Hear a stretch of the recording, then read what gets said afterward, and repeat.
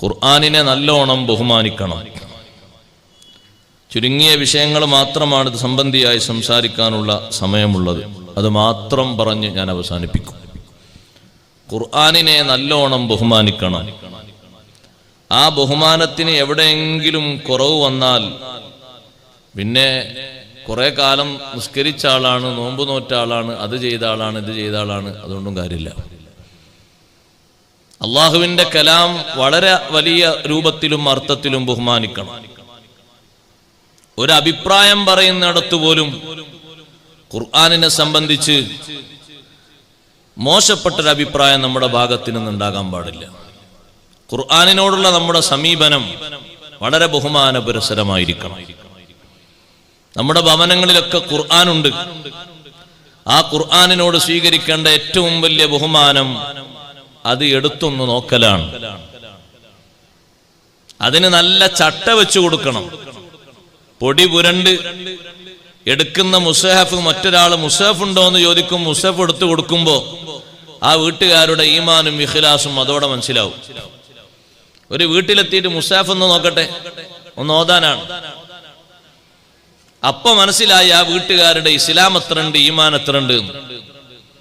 സുബ്ഹാനല്ലാഹ്, ആ ഖുർആനിന്റെ ഉള്ളിൽ പൊടി നിറഞ്ഞിരിക്കുന്നു. അതിന്റെ ചട്ടയുടെ ഒരു ഭാഗം ചെതലരിച്ച് തുടങ്ങിയിരിക്കുന്നു. ഉൾഭാഗങ്ങൾ നോക്കുമ്പോൾ ഒരുപാട് പൊടികൾ പേജുകൾക്കുള്ളിലായി നിറഞ്ഞ് കവിഞ്ഞു നിൽക്കുന്നു. അവനവന്റെ ഭൗതിക ആവശ്യങ്ങൾക്ക് വേണ്ടിയുള്ള പേപ്പറുകൾ ലാമിനേഷൻ ചെയ്ത് നമ്മുടെ പോക്കറ്റിൽ റെഡിയാണ്. എല്ലാത്തരം കാർഡുകളും റെഡിയാണ്. പാസ്പോർട്ട് എന്ത് ഭദ്രമാണ്. ദുനിയാവിലേക്കും ആഖിറത്തിലേക്കും അല്ലാഹു ബഹുമാനത്തിന് ഈ ഉമ്മത്തിന് കാരണമാക്കിയ പരിശുദ്ധ ഖുർആൻ, അതിനോട് ബഹുമാനം സ്വീകരിക്കാതെ നമുക്ക് ജയിക്കാൻ കഴിയില്ല. ആ ഖുർആനിനോട് ബഹുമാനം സ്വീകരിക്കാതെ നമുക്ക് വിജയിക്കാൻ കഴിയൂല. ഖുർആനെ നല്ലോണം ബഹുമാനിക്കണം. ഈ വാള് കഴിഞ്ഞ് നിങ്ങളൊക്കെ വീട്ടിലെത്തുക. പേജുകൾ പോന്ന ഖുർആനുണ്ടോ നല്ലോണം പെയിന്റ് ചെയ്യിക്കണം. എല്ലാം പെയിന്റ് ചെയ്ത് റെഡിയാക്കും. നിങ്ങളുടെ ആധാര പേപ്പറുകളൊക്കെ എത്രയാണ് ലാമിനേഷൻ ചെയ്ത് ഭദ്രമാക്കിയിരിക്കുന്നത്. മറ്റൊരാൾക്ക് വിൽക്കാൻ പോലും ഒരുപക്ഷെ നമുക്ക് സമയമുണ്ടായെന്ന് വരില്ല. പക്ഷേ ആഖിറത്തിൽ നമുക്ക് സാക്ഷിയാകേണ്ട ഖുർആൻ, അതിനോട് ബഹുമാനം സ്വീകരിക്കാതിരുന്നാൽ, അത് വേണ്ടതുപോലെ ആദരിക്കാതിരുന്നാൽ, വീട്ടിൽ കൊണ്ടുപോയി ഭദ്രമായൊരു ഭാഗത്തങ്ങനെ വെച്ചു. ഉംറക്ക് പോകുമ്പാരോ സൗജന്യമായി തന്ന ഖുർആനാണ്. ഹജ്ജിന് പോകുമ്പോ കിട്ടിയതാണ് 2ഉം 3ഉം എണ്ണം. വീട്ടിലങ്ങനെ ഭദ്രമായി ഷെൽഫിൽ സൂക്ഷിച്ചു. എടുത്തു നോക്കിയിട്ടില്ല. നമ്മെപ്പറ്റി ഒരു പരാതി ആഖിറത്തിൽ പറയുന്നുണ്ട്. ആര്? നമ്മുടെ നേതാവ്, ലോകത്തിന്റെ നേതാവ് അഷ്റഫുൽ ഖൽഖ് റസൂലുള്ളാഹി സ്വല്ലല്ലാഹു അലൈഹി വസല്ലം പറയുന്ന പരാതി ഖുർആനോദിക്കോ. وقال الرسول يا ربي إن قوم اتخذوا هذا القرآن مهجورا. وقال الرسول റസൂലുള്ളാഹി സ്വല്ലല്ലാഹു അലൈഹി വസല്ലം ആഖിറത്തിൽ പറയും, യാ റബ്ബി, എന്റെ റബ്ബേ, ഈ സമൂഹം ഇങ്ങനെയാകാനുള്ള കാരണം ഇന്ന ഖൗമി, എന്റെ ജനത, നമ്മൾ അതിൽപ്പെട്ടവരാണോ? ഇന്ന ഖൗമി, എന്റെ സമൂഹം, മുത്തുനബി തങ്ങളെ സമൂഹത്തിൽപ്പെട്ടവരാണോ നമ്മൾ? ശ്രദ്ധിക്കാനും ശിക്ഷിക്കാനുമാണ് ഞാനിത് പറയുന്നത്. മുസ്ലിം വീടുകളിൽ ഖുർആനിന് ബഹുമാനമില്ല. വീടുകൾ അലങ്കരിക്കപ്പെട്ടിട്ടുണ്ട്, പക്ഷേ ഖുർആൻ ഖറാബാണ്. നിങ്ങളെ വീടുകളിലൊക്കെ ഖുർആൻ നല്ല രൂപത്തിലാണോ? പേജ് പറഞ്ഞു പോന്നിട്ടാണോ ഉള്ളത്? ചട്ട വെച്ച് കൊടുത്തിട്ടുണ്ടോ? ലാമിനേഷൻ ചെയ്തിട്ടുണ്ടോ? പൊടി പുരണ്ടിട്ടുണ്ടോ? എന്നും ഓതാറുണ്ടോ? നോക്കി പരിപാലിക്കാറുണ്ടോ? ആ ഖുർആനിനെ പറ്റി നല്ലൊരു ബഹുമാനം വേണം. നമ്മുടെ നേതാവിന്റെ പരാതി, ഇന്ന റബ്ബി യാ റബ്ബി ഇന്ന ഖൗമി ഇത്തഖദൂ ഹാദൽ ഖുർആന മഹ്ജൂറാ. ഈ ഖുർആൻ അവർ ബഹിഷ്കരിച്ചു. ഈ ഖുർആനിനോട് എന്റെ സമൂഹം പിണങ്ങിക്കഴിഞ്ഞു. 2 മണിക്കൂർ അവർ പേപ്പർ വായിക്കും, 1.5 മണിക്കൂർ അവർ മെസ്സേജ് വായിക്കും, 1 മണിക്കൂർ അവർ ഫോൺ നമ്പറുകളിൽ എല്ലാവിധ ഉപകരണങ്ങളും അവരുടെ കമ്മ്യൂണിക്കേഷനുകളും നടത്തും.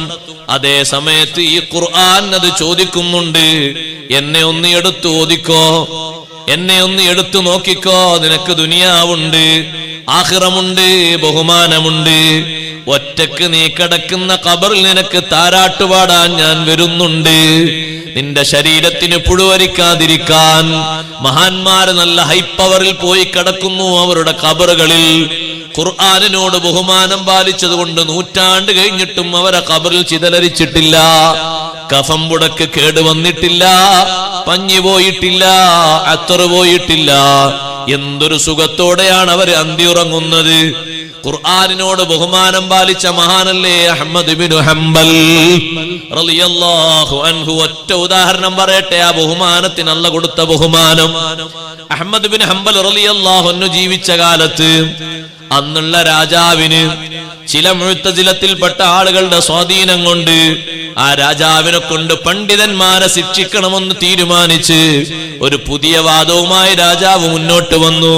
അള്ളാഹുവിന്റെ ഖുർആന് മഖ്ലൂഖാണ് എന്ന് പറയണം, ഖുർആന് അള്ളാഹുവിന്റെ സൃഷ്ടിയാണ് എന്ന് പറയണം. അഹ്മദ് ബിൻ ഹംബൽ റളിയല്ലാഹു അൻഹു പറഞ്ഞു, പറയാൻ പറ്റൂല. അൽ ഖുർആനു കലാമുല്ലാഹി ഗൈറു മഖ്ലൂഖ്. ഖുർആൻ അല്ലാഹുവിന്റെ കലാമാണ്, അതിന് സൃഷ്ടി എന്ന് പറയാൻ പാടില്ല. കഅബ അല്ലാഹുവിന്റെ ഒരു സൃഷ്ടിയാണ്, ഞാനും നിങ്ങളും അല്ലാഹുവിന്റെ സൃഷ്ടികളാണ്.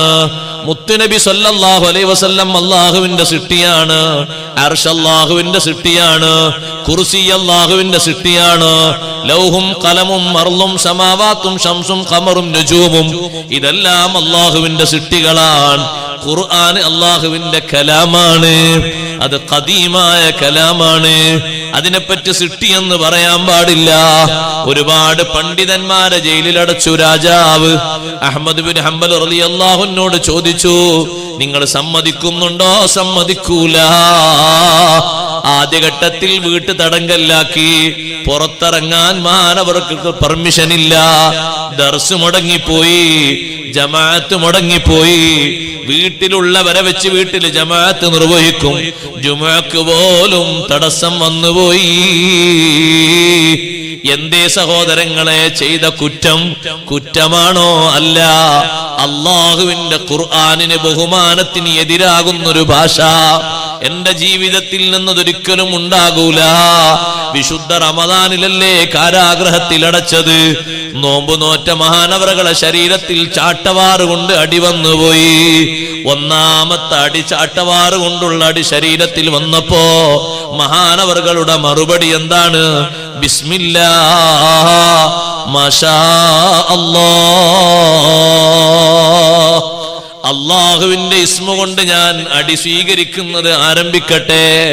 ഞാൻ ഇവിടെ അടിയേൽക്കുന്നത് എന്തെങ്കിലും ക്രിമിനൽ കുറ്റം ചെയ്തതിന്റെ പേരിലല്ല, ആരെങ്കിലും ഏതെങ്കിലും രൂപത്തിൽ മനോവിഷമം ഏർപ്പെടുത്തിയതിന്റെ പേരിലല്ല.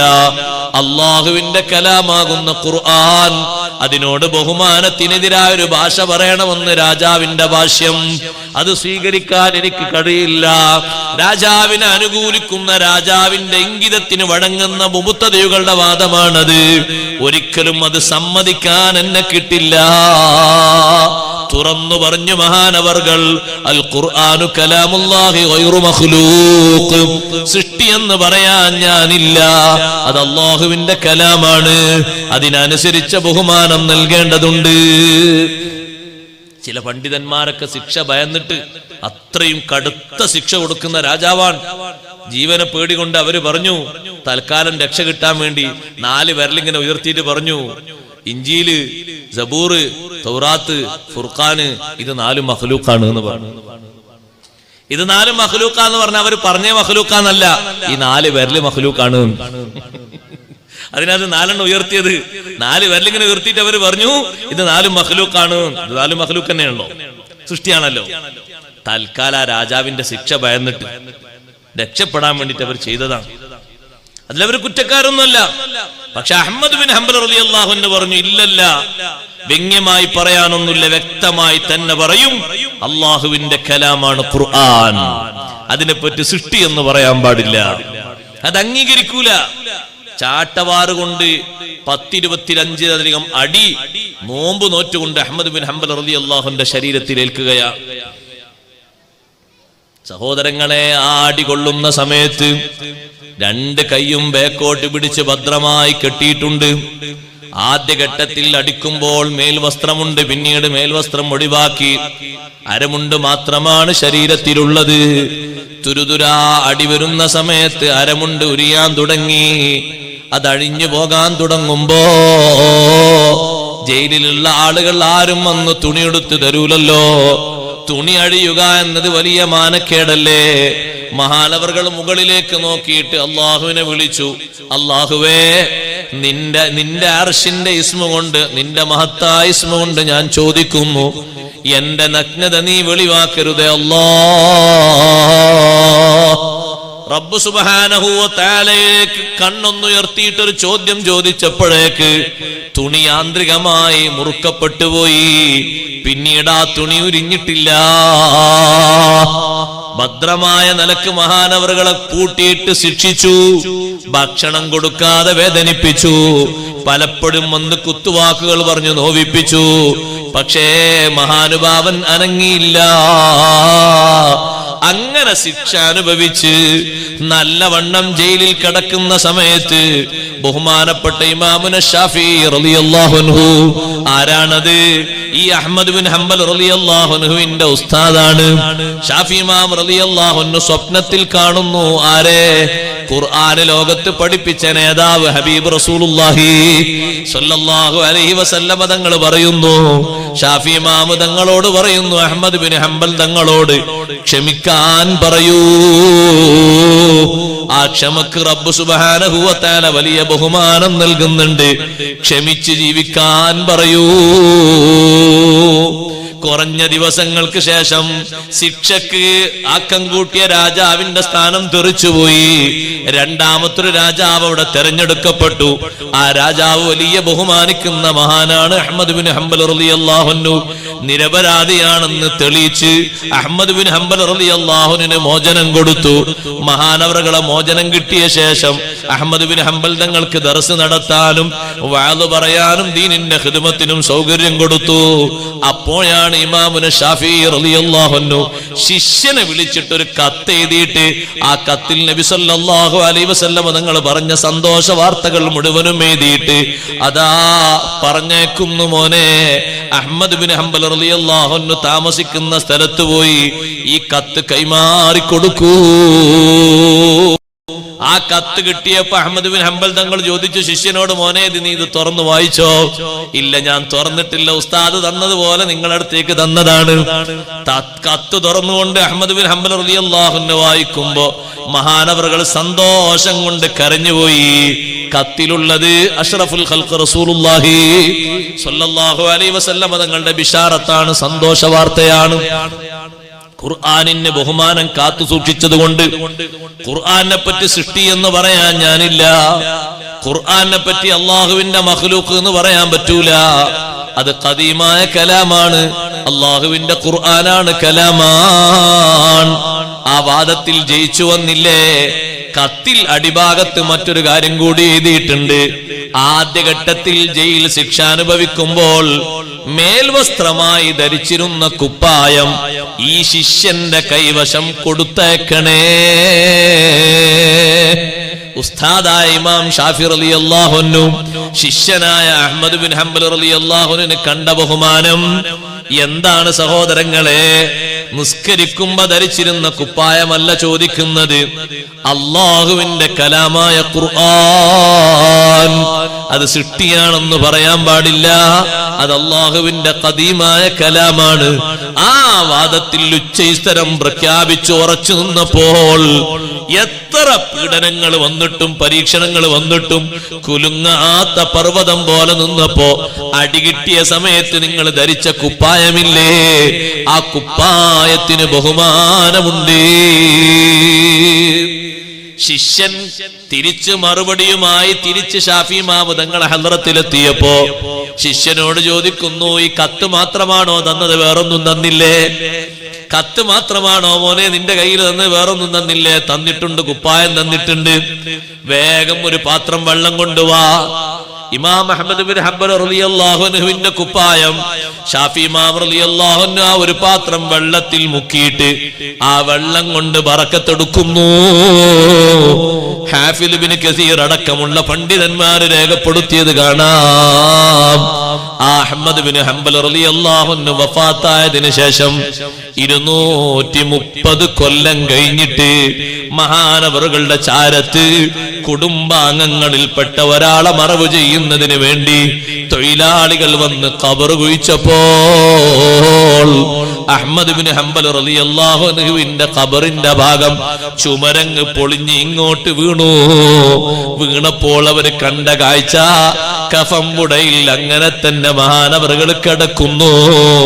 230 കൊല്ലം കഴിഞ്ഞിട്ടും കഫംപുടക്ക് തകരാറില്ല, ശരീരത്തിന് ഭാവമാറ്റങ്ങളില്ല. എന്തൊരു ബഹുമാനമാണ് എന്റെ മുസ്ലിം സഹോദരീ സഹോദരന്മാരെ. ഇവിടെ ശരീരത്തിന് എന്തെങ്കിലും കുഴപ്പങ്ങൾ വരുമ്പോഴേക്ക്, ഉള്ളിലും പുറത്തും രോഗങ്ങൾ വരുമ്പോഴേക്ക് ലക്ഷക്കണക്കിന് കോടിക്കണക്കിന് രൂപ കൊടുത്ത് ചികിത്സിക്കാറില്ലേ? ഒറ്റക്ക് കിടക്കുന്ന ഖബറില് പുഴുക്കളും ചിതലുകളും വന്ന് തിന്നുമ്പോൾ തടയാനുള്ള ബഹുമാനമുണ്ടോ? ശരീരത്തിനുണ്ടോ?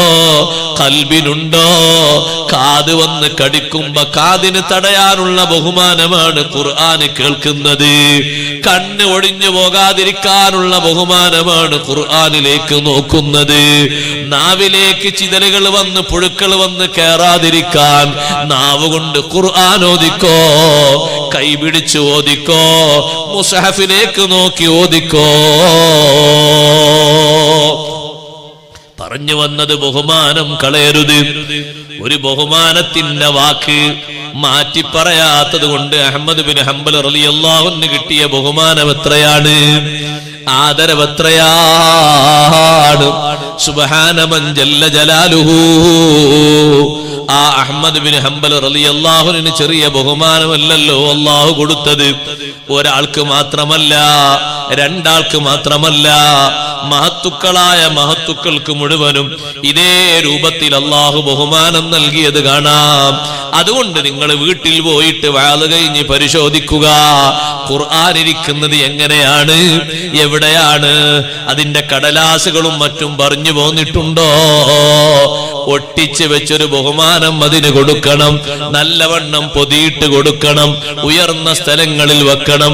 ഖുർആൻ ഇരിക്കുന്നിടത്ത് അവിടെ മറ്റു ഗ്ലാസുകൾ വേണ്ട, അവിടെ ടോർച്ച് വേണ്ട, തൊട്ടുരുമ്മി മൊബൈല് വേണ്ട, വേറെ ഏതെങ്കിലും മാക്രി സാധനങ്ങൾ വേണ്ട, പുതുമ നിറഞ്ഞ പൂവുകളോ അലങ്കാര വസ്തുക്കളോ വേണ്ട. ഖുർആൻ ഇരിക്കുന്നിടത്ത് ഖുർആൻ ഇരിക്കട്ടെ. ഖുർആൻ ഇരിക്കുന്നതിനോട് ചേർത്തിരിക്കാൻ പറ്റിയ ഒന്ന് അല്ലാഹുവിന്റെ ദുനിയാവിൽ വേറെയില്ല. ഖുർആനിനോടൊപ്പം ചേർത്തിരുത്തി വെക്കാൻ പറ്റിയത് എന്താണ്? ഖുർആനിലുള്ളത്, ദുനിയാവിലുള്ളത്. എന്താ സഹോദരൻ എങ്ങനെ ഉള്ളത്? ആ ഖുർആനിന്റെ മേലെയാണോ നമ്മുടെ മൊബൈൽ വെക്കുന്നത്? ആ ഖുർആനിന്റെ മേലെയാണോ കണ്ണട വെക്കുന്നത്? നീ എത്ര വലിയ ആളാണെങ്കിലും ചെറിയ ആളാണെങ്കിലും നിന്റെ കണ്ണടക്ക് പത്രത്തിന്റെ മേലെ വെക്കാം, ആ കണ്ണടക്ക് ബഹുമാനം ഉണ്ടാകും.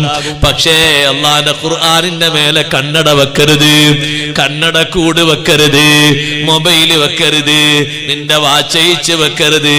അതൊക്കെ തായോട്ട് വെക്കട്ടെ. കയ്യിൽ പിടിച്ചുകൊണ്ട് നമ്മുടെ 2ാം ക്ലാസ്സിലെ കുട്ടി വീട്ടിലേക്ക് വരുമ്പോ, 3ാം ക്ലാസ്സിലെ കുട്ടി വീട്ടിലേക്ക് വരുമ്പോ, മുറ്റത്തിരിക്കുന്ന വരാന്തയിലിരിക്കുന്ന വീട്ടുമുഖത്തിരിക്കുന്ന ഉപ്പാപ്പ 10 ഹജ്ജ് ചെയ്ത ഉപ്പാപ്പയാണെങ്കിലും ബഹുമാനമുള്ളത് ആ കുട്ടിക്കാണ്. ആ കുട്ടിന്റെ കയ്യിൽ ഖുർആനാ. ഒന്ന് എഴുന്നേറ്റ് കൊടുക്കൽ സുന്നത്താൻ. ആ കുട്ടി വരുന്നത് പത്രവുമായിട്ടാണെങ്കിൽ ആ ബഹുമാനുണ്ടോ? ആ കുട്ടി വരുന്നത് വേറെ എന്തെങ്കിലും മരുന്നുകളുമായിട്ടാണെങ്കിൽ ആ ബഹുമാനുണ്ടോ? ആ കുട്ടി വരുന്നത് പൂക്കളുമായിട്ടാണെങ്കിൽ ആ ബഹുമാനുണ്ടോ? ഖുർആൻ പിടിച്ചുകൊണ്ട് വീട്ടിലേക്ക് വരുന്ന ആള് എത്ര ഇൽമു കുറഞ്ഞ ആളാണെങ്കിലും ഖുർആൻ കയ്യിലുണ്ടാകുമ്പോ നമ്മളൊന്ന് എഴുന്നേറ്റ് കൊടുക്കല് സുന്നത്തായി വന്നില്ലേ? എന്തൊരു ബഹുമാനമാണ്. ഒന്നുകൂടി പറയട്ടെ, ആ ഖുർആൻ ഇരിക്കുന്ന വീട്ടിലാണോ അപശബ്ദങ്ങൾ മുഴങ്ങുന്നത്? നഊദു ബില്ലാഹ്. ആ ഖുർആൻ ഇരിക്കുന്ന വീട്ടിലാണോ മ്യൂസിക്കുകൾ മുഴങ്ങുന്നത്? നഊദു ബില്ലാഹ്. വമിനൻ നാസി മൻ യശ്തരി ലഹ്വൽ ഹദീസ് ലിയുദില്ല അൻ സബീലില്ലാഹി ബിഗൈരി ഇൽമിൻ വയത്തഖിദഹാ ഹുസുവാ. ഇബ്നു അബ്ബാസ് റളിയല്ലാഹു അൻഹുമയോട് ശിഷ്യന്മാര് ചോദിച്ചില്ലേ, മനുഷ്യന്മാരെ കൂട്ടത്തിൽ ചിലരുണ്ട് യശ്തരി ലഹ്വൽ ഹദീസ്, വിനോദ വർത്തമാന ഉപകരണങ്ങൾ അവർ കാശ് കൊടുത്ത് വാങ്ങും. യശ്തരി ലഹ്വൽ ഹദീസ്, വാർത്താ മീഡിയകൾ കാണുന്നതിനും കേൾക്കുന്നതിനുമുള്ള ഉപകരണങ്ങൾ അവർ വാങ്ങും. ലിയുദില്ല അൻ സബീലില്ലാഹ്, അല്ലാഹുവിന്റെ മാർഗത്തിൽ നിന്ന് തെറ്റിക്കാൻ വേണ്ടി. ചോദിക്കുന്നു ശിഷ്യന്മാര്, അള്ളാഹിന്റെ മാർഗത്തിൽ നിന്ന് തെറ്റിക്കുക എന്ന് പറഞ്ഞാൽ എന്താണ് ഉസ്താദേ? ഇബ്നു അബ്ബാസ് തങ്ങളെ മറുപടി എത്ര കൃത്യമാണ്. ഖുർആനോത്ത് മുടക്കല. ഉപകരണങ്ങൾ ഖുർആനോത്ത് മുടക്കിയ അത്ര ഖുർആനോത്ത് മുടക്കിയ എന്തെങ്കിലും നമ്മളെ ജീവിതത്തിൽ വന്നിട്ടുണ്ടോ? ഒന്ന് പറയൂ. ഈ മൊബൈൽ കൊണ്ട് ഖുർആൻ മുടങ്ങിയതുപോലെ, ഖുർആനോത്ത് മുടങ്ങിയതുപോലെ വേറെ ഏതെങ്കിലും ഒന്നുകൊണ്ട് ഖുർആനോത്ത് മുടങ്ങിയിട്ടുണ്ടോ? രാവിലെ നിൽക്കുമ്പോഴേക്ക് റുക്കൂയിലും സുജൂദിലുമായി അതിനങ്ങിരിക്കുന്ന മനുഷ്യൻ 10 മണിയായാലും അവന് പ്രശ്നമില്ല, 12 മണിയായാലും പ്രശ്നമില്ല. അവനവന്റെ ശ്രവണപുടങ്ങളിലേക്ക് ഉപകരണങ്ങൾ കുത്തിത്തിരികയിട്ട് 24 മണിക്കൂറും സംഗീതങ്ങളുടെ വിളയാട്ടവുമായി നടന്നാൽ, കോമഡികളുടെ അഭിരുചിമയുമായി നടന്നാൽ, സിനിമയുടെയും നാടകങ്ങളുടെയും കൂത്തരങ്ങുമായി നടന്നാൽ, ഒരു മടുപ്പുമില്ലാത്ത മനുഷ്യന് മുടങ്ങിപ്പോയതെന്താ? അല്ലാഹുവിന്റെ ഖുർആനോത്ത് തന്നെ. എന്റെ ഭാഷയല്ല ഞാൻ പറയുന്നത്. ഇബ്നു അബ്ബാസ് റളിയല്ലാഹു അൻഹുവോട് ശിഷ്യന്മാര് ചോദിച്ചതാണ്, വിനോദ വാർത്താ ഉപകരണങ്ങൾ വാങ്ങുമ്പോ അള്ളാഹിന്റെ മാർഗത്തിൽ നിന്ന് മറ്റുള്ളവരെ തെറ്റിക്കുക എന്ന് പറഞ്ഞല്ല എന്താണ്? അന്ന് വരെ വീട്ടിൽ ഖുർആനോതിയിരുന്ന ഉമ്മമാര് ഖുർആനോത്തി എത്ര നിർത്തിപ്പോയി, എത്ര നിർത്തിപ്പോയി. പ്രായമുള്ളവരുടെ കയ്യിൽ ഒരു പക്ഷേ ഉപകരണങ്ങൾ വരുന്നതിന്റെ മുമ്പ് ഒരു മാസം ഒരു ഖത്മ് തീർത്തിരുന്നത് ഉപകരണങ്ങൾ വന്നപ്പോൾ ഒരു ജുസ് പോലും ആകാതെ വന്നുപോയി. കഴിഞ്ഞല്ലോ ഉസ്താദെ, ഒരാൾ പറഞ്ഞു കഴിഞ്ഞ കൊല്ലം 12 മാസത്തിൽ 12 ഖത്മ് തീർക്കാൻ കഴിഞ്ഞിരുന്നു. അൽഹംദുലില്ലാ. ഇക്കൊല്ലം ഒന്നും തീർക്കാൻ പറ്റിയില്ല. എന്തേ കാരണം? മരിയോന്. ഇവിടെ മരിയോന് എന്ന് പറഞ്ഞാൽ ആരാ? ചില നാട്ടിൽ മരിയോന് പറഞ്ഞ പങ്ങളെ മോന് പറയും. ഇവിടെ ആരാ? ഇവിടെ എല്ലാവർക്കും മരിയോന്ന് അറിയോ? മോളെ ഭർത്താവിനല്ലേ? ആ മരിയോൻ തന്നെ ഉദ്ദേശിച്ചത്. മോളെ ഭർത്താവ് വലിയ സ്നേഹമുള്ള ആളാണ്. വലിയ സ്നേഹമുള്ള ആളെന്നെ, കുഴപ്പമൊന്നുമില്ല, സ്നേഹത്തിന് കുഴപ്പമൊന്നുമില്ലല്ലോ.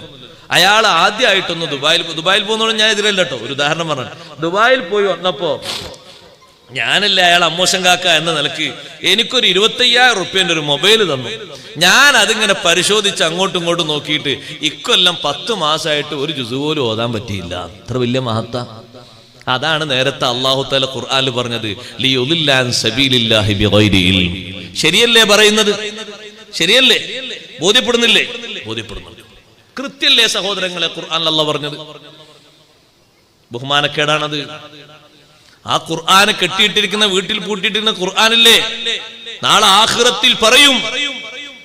ഈ ആയത്തിന്റെ തഫ്സീറിൽ കാണാം, യാ റബ്ബി ഇന്ന ഖൗമി ഇത്തഖദു ഹാദൽ ഖുർആന മഹ്ജൂറാ. അതിന്റെ തഫ്സീറിൽ കാണാം, ഇസ്മായിലുൽ ഹിഖീ തങ്ങൾ കൊണ്ടുവരുന്ന ഹദീസ് കാണാം, നാളെ ഖുർആൻ ആഖിറത്തിൽ പ്രതികൂല സാക്ഷിയായി വരും. എന്നിട്ട് ഖുർആൻ പറയും, ഇവൻ എന്റെ വീട്ടിൽ, അവന്റെ വീട്ടിൽ കൊണ്ടുവന്ന് 10 വർഷം എന്നെ പൂട്ടിയിട്ടു, ഒരു ജുസ് പോലും ഓതിയിട്ടില്ല. ഒരു മാസം ഓരോ ജുസ് ഓതിയിട്ട് ഒരു ഖത്മ് തീർക്കേണ്ടവൻ റമദാനിന് വേണ്ടി എന്നെ നീട്ടിവെച്ചുപോയി. ഉപ്പ മരിക്കുന്നത് വരെ എന്നെ നീട്ടിവെച്ചുപോയി. ഉപ്പ മരിച്ചിട്ടും ഈ ഖുർആനിൽ അവനല്ല ഓതിയത്, മുതല്ലിമീങ്ങൾ വന്നാ ഓതിയത്, നാട്ടുകാര് വന്നാ ഓതിയത്. അവനെപ്പോഴും മിമിക്രിയിലാണ്. എന്നെ കൊണ്ടുവന്ന് സൂക്ഷിച്ചു വെച്ചു, പക്ഷെ എന്നെ പരിപാലിച്ചില്ല, എന്നെ നോക്കിയില്ല, എന്നെ ഒന്ന് തൊട്ടു നോക്കിയില്ല. ഒന്നുകൂടി ഞാൻ ആ കൂട്ടത്തിൽ പറയട്ടെ, മുസ്ഹഫ് ഇരിക്കുന്ന സ്ഥലങ്ങളിൽ, വീട്ടിലാകട്ടെ പള്ളിയിലാകട്ടെ, മുസ്ഹഫ് നോക്കി ഓതുന്ന ബഹുമാനം മൊബൈൽ നോക്കി ഓതുന്നതിന് ലഭിക്കൂല. അങ്ങനെയല്ല ഉസ്താദെ? മുസ്ഹഫുള്ളടുത്ത് മുസ്ഹഫല്ലേ നോക്കണ്ടേ അല്ലേ? നമ്മളെ മടിയാണത്. ഒന്ന് പൊന്തിച്ചുകൊണ്ടൊരു ഖുർആൻ എടുക്കാനുള്ള മടി. എന്തോ ഒരു ഊരവേദന നമുക്ക്. അല്ല, തൊട്ടടുത്ത് തന്നെ ഉണ്ട്. പാപ്പാര് പിന്നെ വഖഫാക്കി മുസ്ഹഫ് എത്ര ഉണ്ട് ഇവിടെ അല്ലേ? ആയിരക്കണക്കിന് മുസ്ഹഫില്ലേ? എന്നാണ് ഓതുക? എല്ലാരും കൂടി മരിച്ചിട്ട് അന്ന് ഖത്ത് ഓതാനോ? മൊബൈലിൽ നോക്കിയിട്ടല്ല മുസ്ഹഫ് ഇരിക്കുന്നിടത്ത് ഓതരുത്. യാത്രയിലൊക്കെ ആണെങ്കിൽ ഒരു പക്ഷെ കൂടെ കൊണ്ടു നടക്കാൻ സൗകര്യപ്പെട്ടില്ലെന്ന് വരും.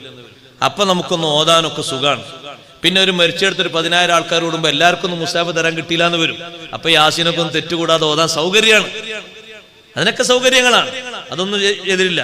പക്ഷെ പള്ളിയിൽ വന്നിട്ട് നേരെ കാണുന്നിടത്ത് തന്നെ മുസ്ഹഫ് അൽക്കഫ് ഉണ്ടാകുമ്പോ ഇതിങ്ങനെ മറിക്കേണ്ട ആവശ്യം ഉണ്ടാവും. മുസ്ഹഫ് എടുത്ത് നോക്കിയാൽ പോരാ. മുസ്ഹഫിൽ നോക്കുക എന്ന് പറഞ്ഞാൽ അതന്നെയല്ലേ? ഇതല്ല മുസ്ഹഫ്, ഇത് മജ്മുഅത്ത് കുത്തുബാണ്. ഇതിന് പലതുണ്ട് അല്ലേ? മാലുണ്ട്, മൗലിദുണ്ട്, പത്രങ്ങളുണ്ട്, വാർത്ത ഉണ്ട്, അഡ്രസ് ഉണ്ട്, നമ്പറുകളുണ്ട് അല്ലേ? എല്ലാം ഒരുമിച്ച് കൂടിയതല്ലേ ഇത്? മുസ്ഹഫ് എന്ന് പറഞ്ഞാൽ അങ്ങനെ. മുസ്ഹഫ് എന്ന് പറഞ്ഞാല് ഫാത്തിഹ മുതൽ സൂറത്തുൻ നാസ് വരെ മാത്രമുള്ള ഖുർആന്റെ പ്രതി കണ്ടില്ലേ? അതാണ് മുസ്ഹഫ്. അതിലേക്ക് നോക്കണ്ടേ? അതിലേക്ക് നോക്കിയിട്ട് നമ്മളെ കണ്ണിനൊക്കെ ബഹുമാനം കിട്ടണം. ഖുർആനിലേക്കൊക്കെ നോക്കിയിട്ട് ഖുർആനൊക്കെ എഴുതി വെച്ച്, അന്നൊന്നും ഓല കാലത്ത് ഖുർആനില്ല, എഴുതി വെച്ച എല്ലിലും തോലിലും ഖുർആൻ നോക്കിയിട്ട് ഓതിയ മഹാനല്ലേ ബഹുമാനപ്പെട്ട ഹുബൈബ് ബിൻ അദിയ് റളിയല്ലാഹു അൻഹു. തടവിലായ സമയത്ത് മക്കയിൽ എന്താണ് ഹുബൈബ് ബിൻ അദിയ് തങ്ങളെ പണി? ഹാരിത്തിന്റെ മകൾ സൈനബ് പറഞ്ഞു, എന്താ പണി? ആ പെണ്ണ് പറഞ്ഞു, മാ റഅയ്തു അസീറൻ ഖത്തു ഖൈറൻ മിൻ ഹുബൈബ്. ഹുബൈബ് റളിയല്ലാഹു അൻഹു പോലെ നല്ലൊരു തടവുകാരനെ എന്റെ ജീവിതത്തിൽ ഞാൻ കണ്ടിട്ടില്ല. ഒഴിഞ്ഞിരിക്കുമ്പോ ആ വീട്ടില് എന്നെ അറസ്റ്റ് ചെയ്തല്ലോ എന്നുള്ള വ്യഥയല്ല, ഖുർആനോദയാണ്. എന്നിട്ട് ആ പെൺകുട്ടി പറഞ്ഞു, മക്കയിൽ എവിടെയും മുന്തിരി ഇല്ലാത്ത കാലം, മുന്തിരിക്കുല കയ്യിൽ പിടിച്ചുകൊണ്ട് ഭക്ഷിക്കുന്നത് കണ്ടു. മക്കയിൽ എന്നൊരു തോട്ടത്തിലും മുന്തിരിയില്ല.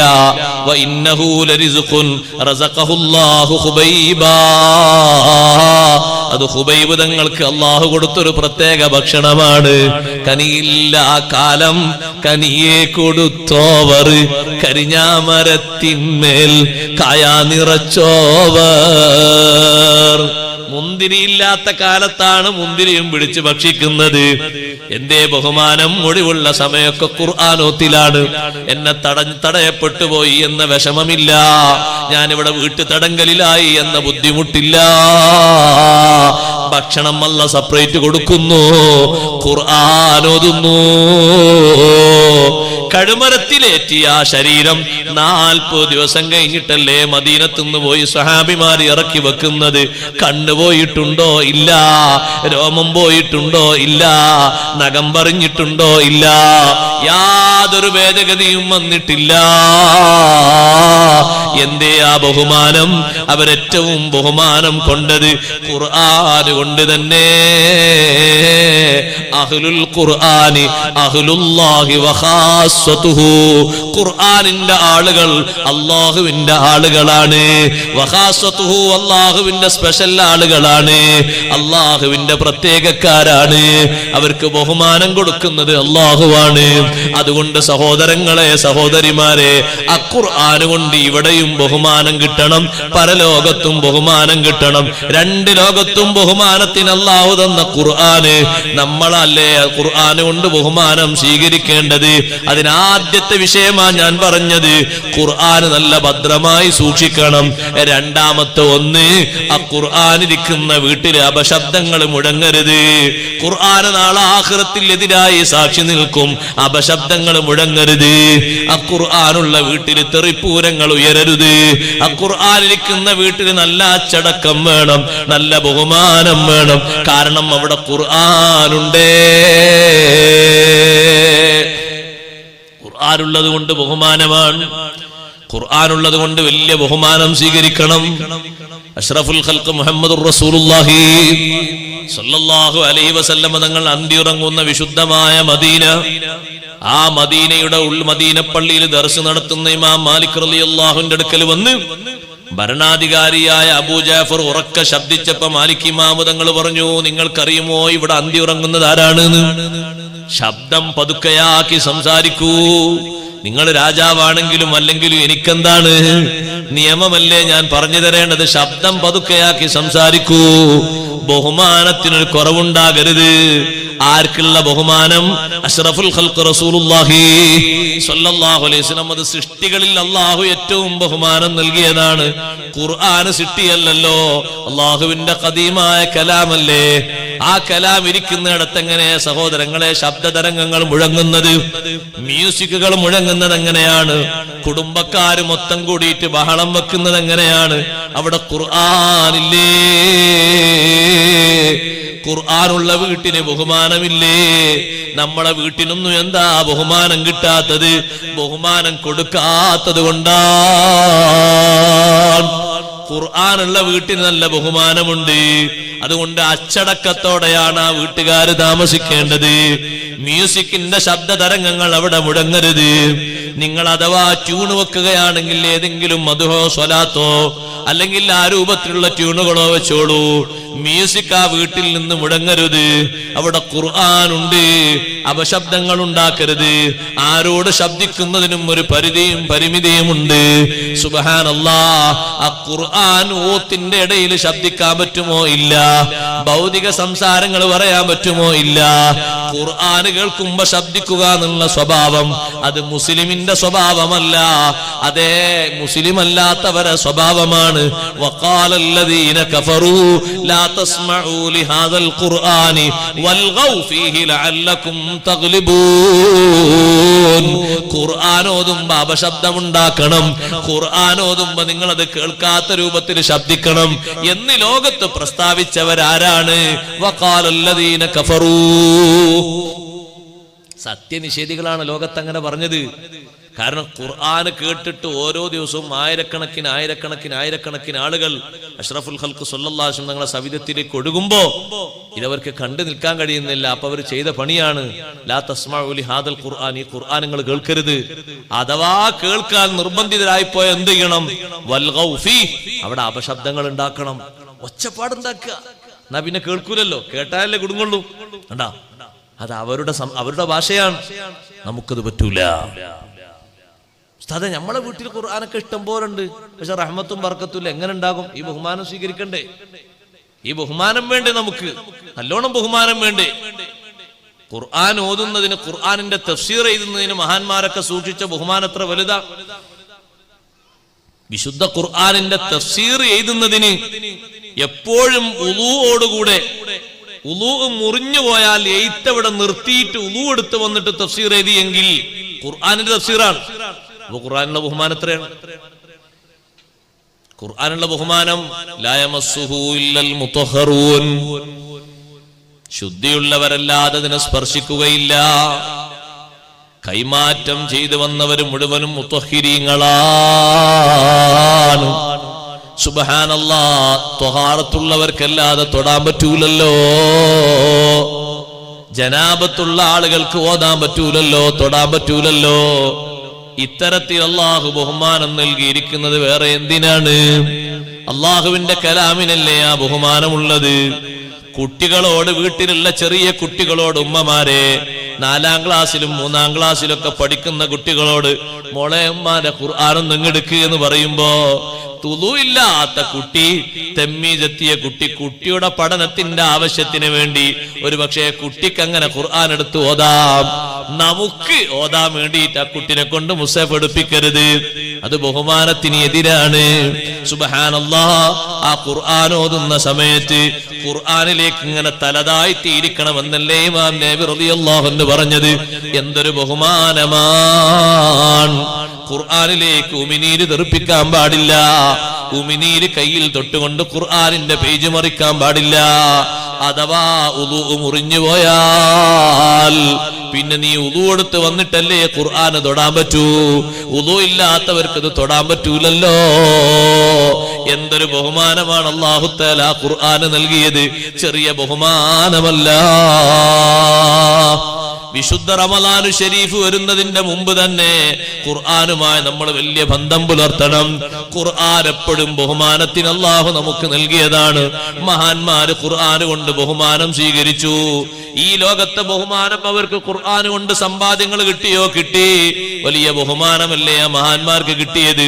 നിങ്ങൾ കണ്ടില്ലേ ബഹുമാനപ്പെട്ട ഇമാം ബുഖാരി റഹ്മത്തുള്ളാഹി അലൈഹി സ്വഹീഹുൽ ഖുർആനിന്റെ ബഹുമാനം ഉദ്ധരിച്ചപ്പോ ഫാത്തിഹത്തുൽ കിതാബിന്റെ ബഹുമാനം മഹാൻ അവർകൾ പറഞ്ഞു.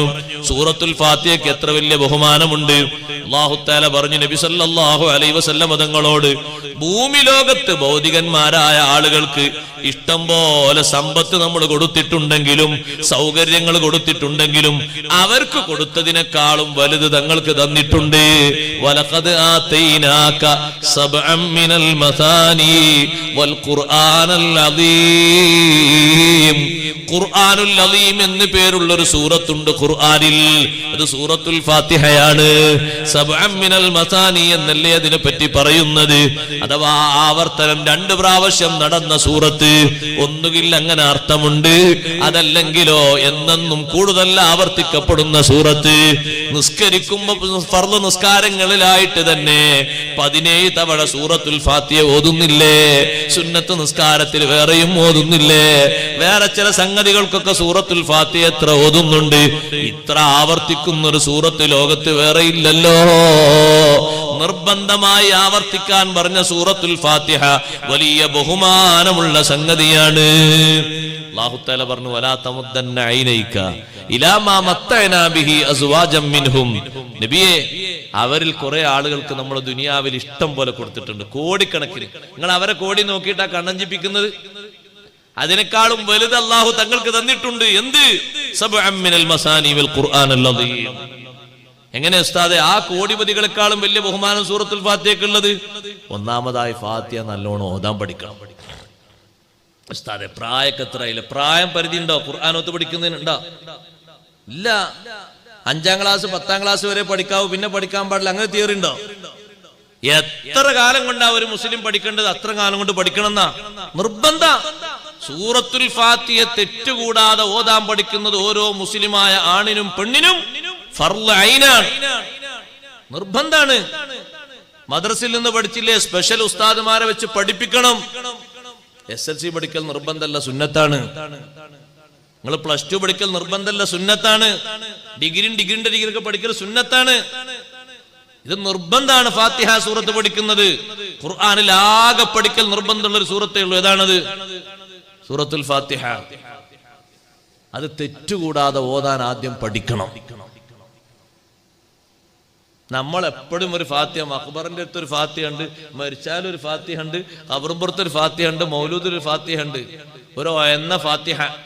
ഫാത്തിഹ ഒയന്നുകൊണ്ടല്ലേ, നമ്മൾ ഒയന്നുകൊണ്ടാണ്. ഫാത്തിഹ ഉഷാർ തന്നെയാണ്. പക്ഷെ നമ്മൾ അങ്ങനെ ഓതുന്നത് ബിസ്മില്ലാഹിർ റഹ്മാനിർ റഹീം. നിസ്കാരത്തിലും അങ്ങനെ തന്നെ.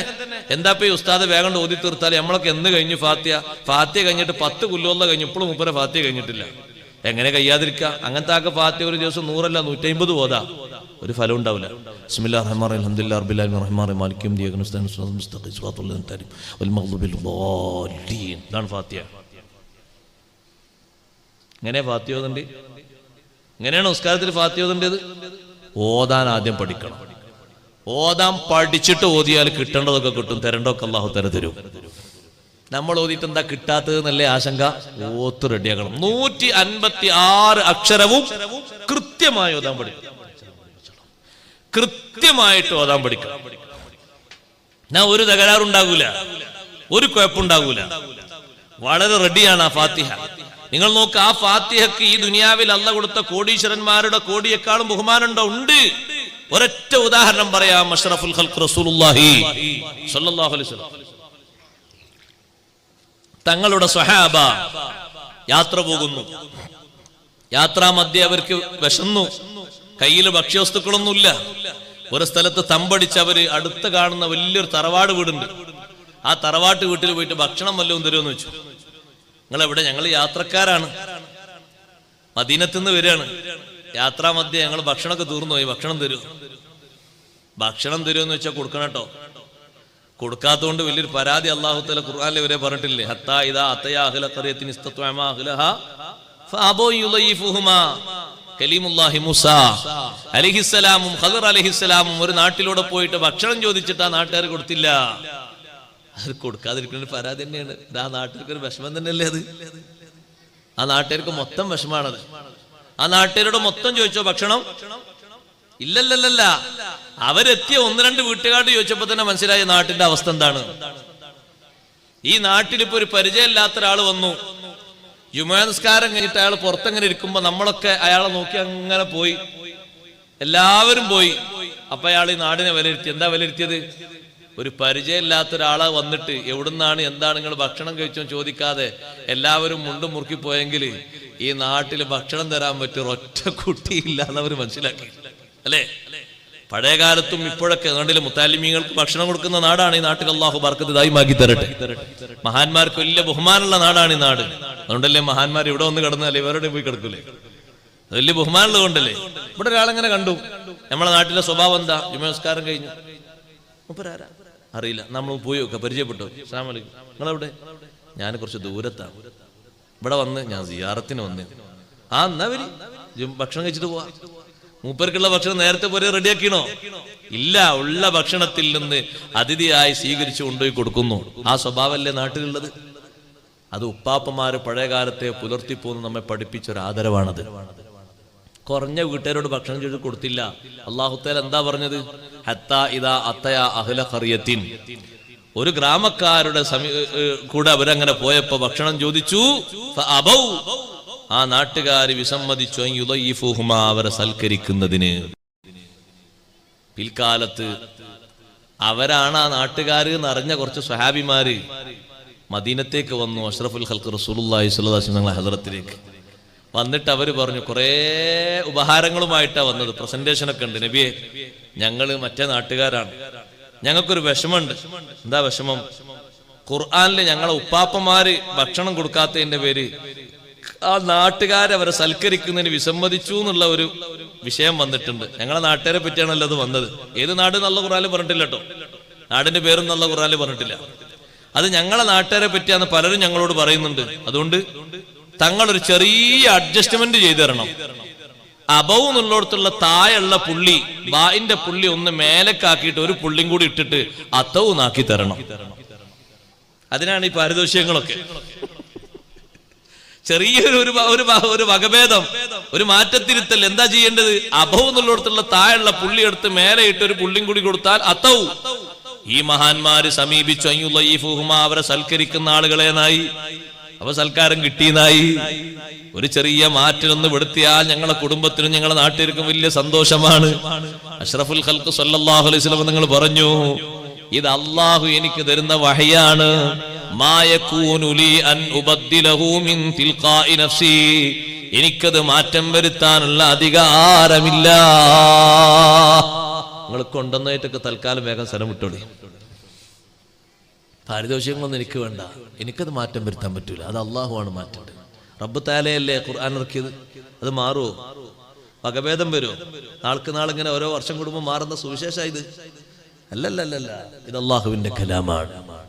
അള്ളാഹുവിന്റെ കലാമായ ഖുർആനാണ്. അത് മാറ്റം വരുത്താൻ എനിക്ക് പറ്റൂല. അള്ളാഹു തആല എനിക്ക് ഓതി തരുന്നു, വഹീ തരുന്നു, ഞാൻ അങ്ങനെ ജനങ്ങൾക്ക് വിശദീകരിച്ചു കൊടുക്കുന്നു.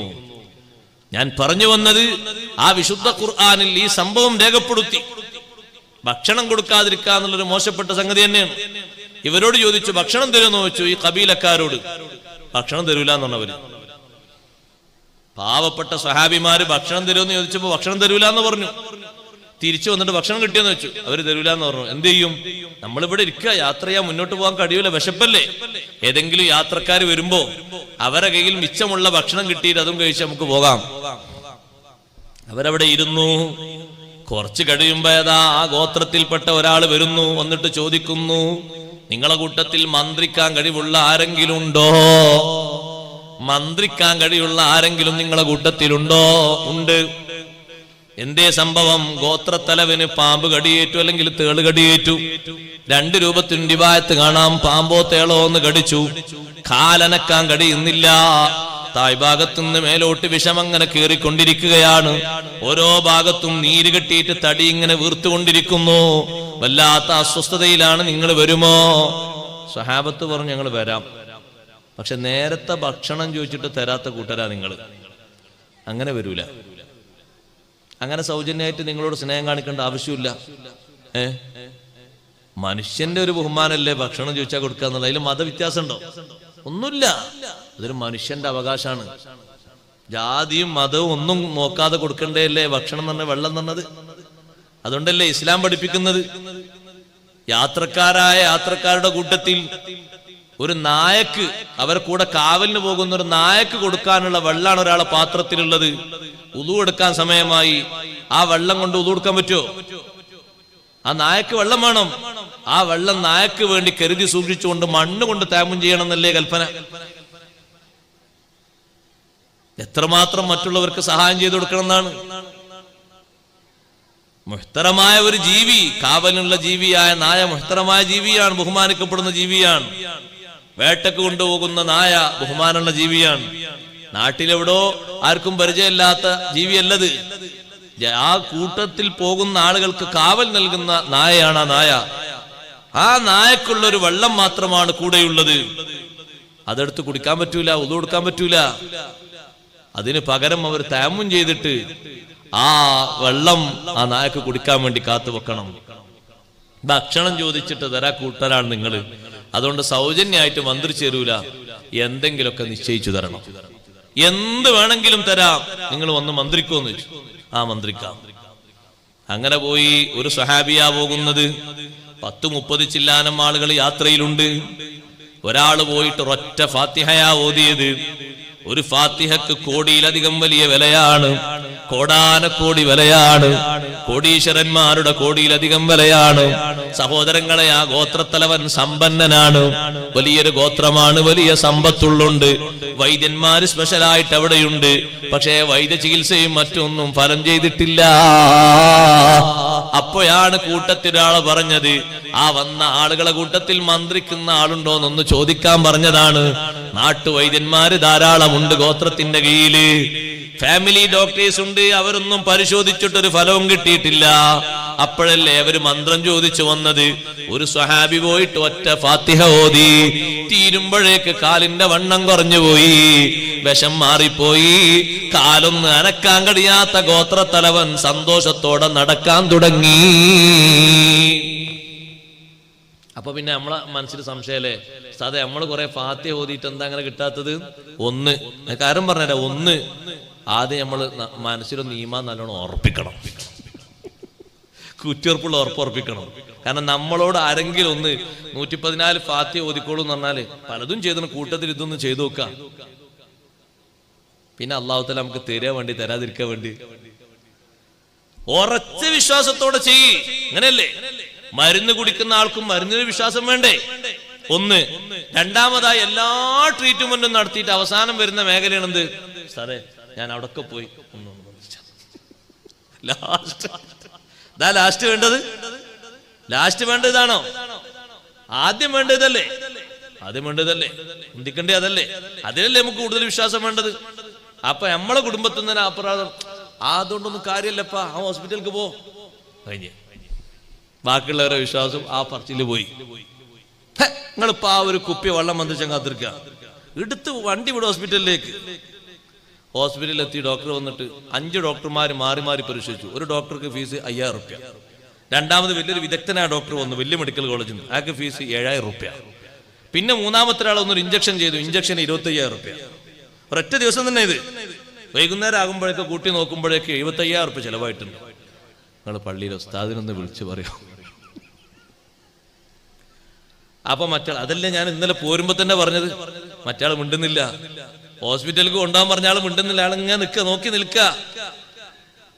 അല്ലെങ്കിൽ ചോദിക്കട്ടെ സഹോദരങ്ങൾ, ഈ ഹോസ്പിറ്റലും സംവിധാനവും ഇത്ര രൂപത്തിലുള്ള ഈ തയ്യാറെടുപ്പൊക്കെ പോകാൻ തുടങ്ങിയിട്ട് പഴക്കം കുറെ ഉണ്ടോ? നൂറ്റാണ്ടുകൾ കുറെ എണ്ണ ഉണ്ടോ? അടുത്ത കാലത്ത് നമ്മളെ വിശ്വാസത്തിന്റെ കുറവ് കൊണ്ടാണ് ഇതൊക്കെ വലുതായിക്കൂട്ടത്. പഴയ കാലത്ത് നമ്മുടെ കുടിലുകളിൽ നിന്ന് വീടുകളിൽ നിന്ന് ആരെങ്കിലും ഹോസ്പിറ്റലിലേക്ക് പ്രസവിക്കാൻ പോയിരുന്നോ? ഈ കൂട്ടത്തിൽ തന്നെ എത്ര ആൾക്കാർ പറയും ഞാൻ എന്റെ പുരയിലാണ് എന്റെ ഉമ്മ പ്രസവിച്ചത്? അല്ലേ? 10 അങ്ങനെ പ്രസവിച്ച ഉമ്മമാരില്ലേ? അന്നൊന്നും എന്താ അതേ മാലകൾ നിലവിലില്ലേ? അതേ ആയത്തുൽ കുർസിയൊക്കെ അല്ലേ? ഈമാൻ ഇല്ല, ബഹുമാനം ഇല്ല. ആ ഒരൊറ്റ വിഷയം ഇപ്പോഴും ഉണ്ട്. ഇപ്പോഴും അങ്ങനെയുണ്ട് സഹോദരങ്ങളെ. കാരണം പ്രസവം എന്ന് പറയുന്നു, ഗർഭം എന്ന് പറയുന്നു ഒരു രോഗമല്ല. രോഗമല്ലത്. അത് അല്ലാഹുത്തആല തരുന്ന ഒരു നിഅമത്താണ്, അനുഗ്രഹമാണ്. ആ രംഗം വരുമ്പോഴേക്ക് നബി സല്ലല്ലാഹു അലൈഹി വസല്ലം നിങ്ങൾ ആയത്തുൽ കുർസി ഓതാൻ, അതുപോലെ തന്നെ ഖുൽ ഹുവല്ലാഹു അഹദ് ഓതാൻ, ദുആഉൽ ഖർബ് അധികരിപ്പിക്കാൻ ആരോടാ പറയുന്നത്? ഫാത്തിമ ബീവി റളിയല്ലാഹു അൻഹയുടെ പ്രസവത്തോടടുത്ത് ഉമ്മു സലമ റളിയല്ലാഹു അൻഹയോടും മൈമൂന ബീവിയോടും പറയുന്നു ഇഖ്ലാസ് കൂടുതൽ ഓതി, ദുആഉൽ ഖർബ് കൂടുതൽ ചൊല്ലി, ആയത്തുൽ കുർസി കൂടുതൽ ഓതി. നമ്മളോട് ഇപ്പോ പറഞ്ഞാൽ ആയത്തുൽ കുർസി നോക്കി നിൽക്കാം, വണ്ടി എടുത്ത് വിട്.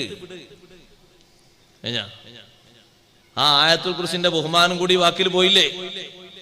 നിങ്ങളൊന്ന് ആലോചിച്ചു. പഴയ കാലത്ത് അങ്ങനല്ല. ഒരു ഉമ്മ പ്രസവിക്കാൻ നിൽക്കാണ്, ഇപ്പുറത്തുന്നതാ ഉപ്പാന്റെ കയ്യിൽ അല്ലെങ്കിൽ എളാപ്പാന്റെ കയ്യിൽ മൂത്താപ്പാന്റെ കയ്യിൽ ഏട്. അവര് തുടങ്ങി ബിസ്മിൽ മുഹൈമിനി അബ്തദി ഇംലാഇ വബിഹംദിഹി ശുക്റൻ അലൻ നഅമായി ثم الصلاة والسلام على الذي قد خص بالمعراج والإسراء.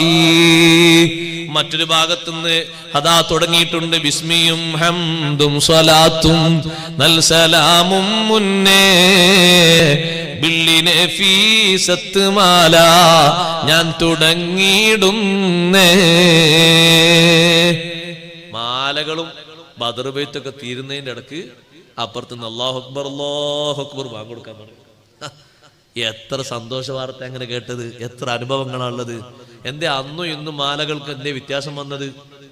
ഈമാനും നമ്മളെ കുറ്റിയുറപ്പും പോയതാണ്. അതുകൊണ്ട് ഇഷ്ടം പോലെ ദുനിയാവ് മറ്റുള്ളവർക്ക് ഹലാലായി ജീവിക്കാൻ അള്ളാഹു നമ്മളെ കൊണ്ട് മാർഗാക്കി വെച്ചു. അതാ കാരണം ഓൽക്കർ ഹലാലായ ജീവിതം കിട്ടണ്ടേ. അതിന് നമ്മളെ ഈമാന്റെ കുറവൊരു കാരണമായി. നമ്മൾ ഓടിച്ചെന്നു അങ്ങോട്ട്, അപ്പൊ അവിടെ ചെലവായി. അല്ല എത്രയും ചെലവ് എത്രയെന്നോ? സർജറി മൊത്തം കൂട്ടി നോക്കുമ്പോ 1,20,000 ഞാൻ പ്രസവിക്കാക്ക നല്ലേ. അല്ല പ്രസവല്ല, ഓപ്പറേഷൻ. വല്ലാത്തൊരു ബുദ്ധിമുട്ട്. അല്ലെങ്കിൽ ഈ ഓതുന്ന ഓത്തിന് ആ 1,00,000-ക്കാളും വലിയ മൂല്യല്ലേ? ഒരൊറ്റ ഫാത്തിഹ സ്വഹാബി ഓതിയപ്പോഴേക്ക് വിശറങ്ങിപ്പോയി. നടക്കുന്ന ഗോത്രത്തലവൻ പറയുന്നു അവരുടെ ആളുകളുടെ എണ്ണമനുസരിച്ച് ആടിനെ കൊടുക്കൂ. 30 ആടുകളെയുമായിട്ടാണ് ആ സ്വഹാബി സംഘത്തിലേക്ക് തിരിച്ചെത്തുന്നത്. ഒരാളാണ് മന്ത്രിച്ചത്, കൊടുത്തത് ഒരാൾക്കല്ല, എല്ലാവർക്കുമാണ്. എല്ലാവരും ഇതേ ലെവലിൽ ഫാത്തിഹ ഓതുന്ന മഹാന്മാരാണ്. ഫാത്തിഹ കൊണ്ട് അല്ലാഹു നൽകിയ ബഹുമാനമാണ്,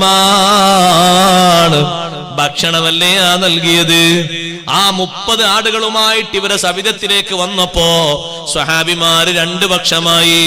ഒരു കൂട്ടര് ചിന്തിക്കുന്നു നമ്മളോട് മന്ത്രിക്കാൻ നബി സല്ലല്ലാഹു അലൈഹി വസല്ലം പഠിപ്പിച്ചിട്ടുണ്ട്, കാണിച്ചു തന്നിട്ടുണ്ട്. പക്ഷേ നമ്മൾ ഇങ്ങനെ കണ്ടീഷൻ വെച്ചിട്ടല്ലേ ഇത് ചോദിച്ചത്. ഇത് ഭക്ഷിക്കുന്നത് ശരിയാകുമോ? പറ്റാത്തത് നമ്മളെ രക്തത്തോട് ചേർന്ന് പോയാൽ അത് നമുക്ക് ബുദ്ധിമുട്ടാകൂലേ? നമ്മളിത് കഴിക്കണോ എന്ന് സൂക്ഷ്മതയുടെ ഒരു പക്ഷം. മറ്റൊരു കൂട്ടര് പറഞ്ഞു നമ്മളിപ്പോ നിർബന്ധിത ഘട്ടത്തിലാണ്, ശവം പോലും തിന്നൽ ഹലാലാകുന്നൊരു ഘട്ടത്തിലാണ്, ഭക്ഷിക്കുന്നതിന് തകരാറൊന്നുമില്ല. ഇനി ഇത് പറ്റൂലെങ്കിൽ നമുക്ക് നബി തങ്ങളോട് ചോദിച്ച് മടക്കി കൊടുക്കാവുന്നതേ ഉള്ളൂ. അതുകൊണ്ട് ആടിനറുക്കൂ, വിശപ്പ് മാറ്റൂ, ഭക്ഷണം കഴിച്ചു. പക്ഷെ അവരെ മനസ്സിലെ ഭീതി പോയില്ല. മദീനയിലെത്തിയപ്പോ സയ്യിദുനാ റസൂലുള്ളാഹി സ്വല്ലല്ലാഹു അലൈഹി വസല്ലം തങ്ങളോട് അവർ പറഞ്ഞു നബിയെ ഞങ്ങൾ മന്ത്രിച്ചത് ഒരാളാണ്, ഒരു ഫാത്തിഹയാണ് ഓതിയത്, 30 ആടുകളെയാ കൊടുത്തത്. എത്രയാണ് വില? 30 ആടുകൾക്ക് 1,00,000 മതിയാ? നല്ല മട്ടത്തിലുള്ള ഒരു ആടിനെ കിട്ടാൻ ഒരു 10-12 റുപ്യ വേണ്ടേ? അപ്പോഴാണ് ഫാത്തിഹന്റെ മൂല്യം മനസ്സിലായത്. ഇപ്പോഴാണ് വലഖദ് ആതൈനാക സബ്അൻ മിനൽ മസാനി വൽ ഖുർആനൽ അദീം. അവർക്ക് കൊടുത്ത സമ്പത്തിനേക്കാളും വലുത് തങ്ങൾക്ക് തന്നിട്ടുണ്ട് നബിയെ. നല്ല ഉറച്ച വിശ്വാസത്തോടെ ഓതണം. ഓതിയാ റെഡിയാണോ? റെഡിയാണ്. ഫാത്തിഹ ഓതിയ ദുആക്ക് ഉത്തരമുണ്ടെന്ന് പഠിപ്പിച്ചതാരാ? അഷ്റഫുൽ ഖൽഖ് റസൂലുള്ളാഹി. ഫാത്തിഹ ഓതിയിട്ട് ദുആർക്കണം. ആ ദുആഇന് ഇജാബത്തുണ്ടെന്ന് ലോകത്തെ പഠിപ്പിച്ചത് സയ്യിദുനാ റസൂലുള്ളാഹി സ്വല്ലല്ലാഹു അലൈഹി വസല്ലം തങ്ങളാണ്. നമ്മളിപ്പോൾ ആ ആമീൻ പഠിച്ചിട്ടില്ലല്ലേ? വീട്ടിൽ നിന്ന് ഉസ്താദുമാര് ഭക്ഷണം കഴിച്ചിട്ട് അൽ ഫാത്തിഹ, അപ്പൊ നമ്മൾ അൽ ഫാത്തിഹ ആമീൻ ആമീൻ നല്ല കരുതി ആമീൻ പറയണം. ഫാത്തിഹ ഓതിയിട്ട് ദ്വാരുന്നാൽ ഉത്തരം കിട്ടുന്ന ആരാ പഠിപ്പിച്ചത്? അഷ്റഫുൽ ഖൽഖ് സല്ലല്ലാഹു അലൈഹി വസല്ലം പഠിപ്പിച്ചതാണ്. ഈ ദുആ ഫാത്തിഹ ഓതിയിട്ടാ ദ്വാർക്കുന്നത്, സാധാ ദുആ അല്ലത്. ഒരു വെറും ബിസ്മിയും ഹംദും സലാത്തും ഇല്ലേ ദുആണോ ഫാത്തിഹ ഓതിയിട്ടുള്ള ദുആ? അല്ല, അതും വളരെ ബഹുമാനത്തോടെ ഖൽബൊക്കെ റെഡിയായി നിന്നിട്ട് മനസ്സറിഞ്ഞിട്ട് പറയണം ആമീൻ ആമീൻ. കാരണം നമുക്ക് തന്ന ഉമ്മത്തിന് തന്ന ബഹുമാനമാണ് ഫാത്തിഹ. മുമ്പുള്ള ആളുകൾക്കുണ്ടോ ഫാത്തിഹ? ഇല്ലല്ല, മുമ്പാർക്കും ഫാത്തിഹ കൊടുത്തിട്ടില്ല. മുമ്പൊരാൾക്കും കൊടുക്കാത്ത രണ്ട് വിശുദ്ധമായ നൂറ് അള്ളാഹു എനിക്കും എന്റെ ഉമ്മത്തിനും നൽകിയിട്ടുണ്ട്. അതിലൊന്നായി പഠിപ്പിച്ചത് സൂറത്തുൽ ഫാത്തിഹ. ഹിയ സബഉൽ മസാനി വൽ ഖുർആനുൽ അദീം. രണ്ടാമത്തത് അവാഖിറു സൂറത്തുൽ ബഖറ, ബഖറ സൂറത്തിന്റെ അവസാനം ഉസ്തജാബത്തു ദഅവത്തായ ഈ പ്രാർത്ഥനകളില്ലേ, ആമനർ റസൂൽ ഈ ദുആയുണ്ട്. ആമനർ റസൂൽ രണ്ടാമത്തെ ആയത്തിൽ ഈ ദുആയുണ്ട്. ആ ഈ ദുആകളും ഉത്തരം കിട്ടുന്ന ദുആയാണ്. റബ്ബനാ ലാ തുആഖിദ്നാ ഇൻ നസീനാ ഔ അഖ്തഅനാ റബ്ബനാ വലാ തഹ്മിൽ അലൈനാ ഇസ്റൻ കമാ ഹമൽതഹു അലല്ലദീന മിൻ ഖബ്ലിനാ റബ്ബനാ വലാ തുഹമ്മിൽനാ മാ ലാ ത്വാഖത ലനാ ബിഹി വഅഫു അന്നാ വഗ്ഫിർ ലനാ വർഹംനാ അൻത മൗലാനാ ഫൻസുർനാ അലൽ ഖൗമിൽ കാഫിരീൻ. അതുകൊണ്ടാണ് ആയത്തുൽ കുർസി ആമനർ റസൂൽ ഒരു രാത്രിയിൽ ഒരു പ്രാവശ്യം ഓതിയാൽ അയാൾക്ക് ആമനർ റസൂൽ മതിയാകും. എല്ലാ ഷർറിനെ തൊട്ടും കാവലായിട്ട് ആമനർ റസൂൽ മതിയാകുമെന്ന് സയ്യിദുനാ റസൂലുള്ളാഹി. അതുകൊണ്ടാണ് നമ്മളെ നാട്ടിലൊക്കെ മുഅ്മിനീങ്ങളൊക്കെ ഹദ്ദാദ് ഒന്നുണ്ടല്ലേ, പള്ളിയിലൊക്കെ ഹദ്ദാദ്, എല്ലാവരും കൂട്ടുന്നൊക്കെ ഹദ്ദാദ്. ആ ഹദ്ദാദിന്റെ തുടക്കത്തിൽ ആമനർ റസൂലില്ലേ? ആ രണ്ടായത്തുകൾ ഒരു രാത്രിയിൽ ഓതിയാൽ കഫതാഹു, ആ രണ്ടെണ്ണം മതി, എല്ലാ ഷർറിനും കാവലിനത് മതി. രാത്രി ബുദ്ധിമുട്ടില്ല, വിഷമങ്ങളില്ല, മഹാമാരികളില്ല. നല്ല കാവലല്ലേ അള്ളാഹ് തരുന്നത് ഖുർആൻ കൊണ്ട്. വലിയ ബഹുമാനല്ലേ കിട്ടുന്നത്. അപ്പൊ കോടിക്കണക്കിന് ആളുകളുടെ ആസ്തിയെക്കാളും വലിയ ബഹുമാനമുള്ള ഒരൊറ്റ സൂറത്താണ് സൂറത്തുൽ ഫാത്തിഹ. ഒന്ന് മാത്രം നല്ലോണം പഠിക്കണം. 156 അക്ഷരങ്ങളും ശരിക്കും മൊഴിഞ്ഞു ഓതാൻ അറിയണം. ഫാത്തിഹ സൂറത്തിലെ ശബ്ദകൾ മുഴുവനും മദ്ദുകൾ മുഴുവനും നീട്ടിയും ശബ്ദമൊക്കെ ശരിക്കും ഉച്ചരിച്ചും ഒരു കുറവില്ലാതെ ഓതി പഠിക്കണം. നമ്മളെ ഉസ്താദിന്റെ അടുത്ത് പോയിട്ട് ഫാത്തിഹ ഓതി കൊടുക്കുക. അതിന് മടിയൊന്നും വേണ്ട. എന്തിനാ മടി? നിസ്കാരങ്ങളും ഫാത്തിഹ അല്ലാഹ് കബൂലാക്കാനാണ്. ഉസ്താദെ ഇന്റെ ഒരു ഫാത്തിഹ നോക്കി നിങ്ങൾ. ഞാനിപ്പോ വയസ്സ് 68 എങ്ങനെ പുസ്തകത്ത് പോയി ഫാത്തിഹ ഓതുക? നല്ല വിനയുള്ള ആളെ മനസ്സാണത്. ഉസ്താദ് എന്റെ ഫാത്തിഹ ഒന്ന് നോക്കി. സംഗതി ബേജാർ തന്നെയാണ്. കുറെ ഉസ്താദ്മാർക്ക് ഞാൻ ഒന്ന് നോക്കി. അപ്പൊ ആ ഉസ്താദ് ഈ ഖിറാഅത്തിന്റെ സനദുള്ള ഉസ്താദുമാര്, ഈ ഉസ്താദ്മാർക്കൊക്കെ ഖിറാഅത്തിന്റെ സനദുണ്ട്. അവർക്ക് ഖിറാഅത്തിന്റെ സനദും കൊടുത്തിട്ടാണ് ബിരുദം കൊടുത്ത് ഇങ്ങോട്ട് ഇറക്കി വിടുന്നത്. വെറുതല്ല, ഖിറാഅത്തിന്റെ സനദുണ്ട്. മുസൽസലായ സനദാണ് ഖാരിഈങ്ങളെ സനദ്. ആ ഖാരിഈങ്ങൾ ഈ ഉസ്താദുമാരെ ഓത്ത് കേട്ടിട്ട് ആ ഓത്ത് ശരിവെച്ചിട്ടാണ് ഇവർക്ക് തഹ്സീൽ കൊടുത്ത് വിടുന്നത്. അപ്പൊ ആ ഉസ്താദുമാര് നമ്മളെ ഓത്ത് കേൾക്കാണ്. ആ ഫാത്തിഹ ഞാനൊന്ന് ഓതിത്തരാം, എന്നിട്ട് വല്ല മാറ്റം ഉണ്ടോ നോക്കാം. ആ ഉസ്താദ് ഓതിയ ആയത്തിൽ അവിടെ അങ്ങനെയാണല്ലോ, ആ ചെറിയൊരു ചേഞ്ച് ഉണ്ട്, ഒന്ന് തിരുത്തിയാൽ മതി, ശരിയാവും. എന്താ ചേഞ്ച്? ഉസ്താദ് ഓതിയപ്പോ ഇയാൾക്ക് ശ്രദ്ധുണ്ട്, നമ്മൾ ഓതിയപ്പോ ഇയാൾക്ക് ശ്രദ്ധയില്ല. അല്ലാ, ഗുരുതരമായ പ്രശ്നം. നമ്മൾ ഓതിയപ്പോ ഓത്തൊക്കെ നല്ല ഈണത്തിൽ അങ്ങനെ പോകുന്നുണ്ട്. മാലിക് യൗമിദ്ദീൻ ബാക്കിന്ന് കേൾക്കുന്ന പവർ ഓതണം.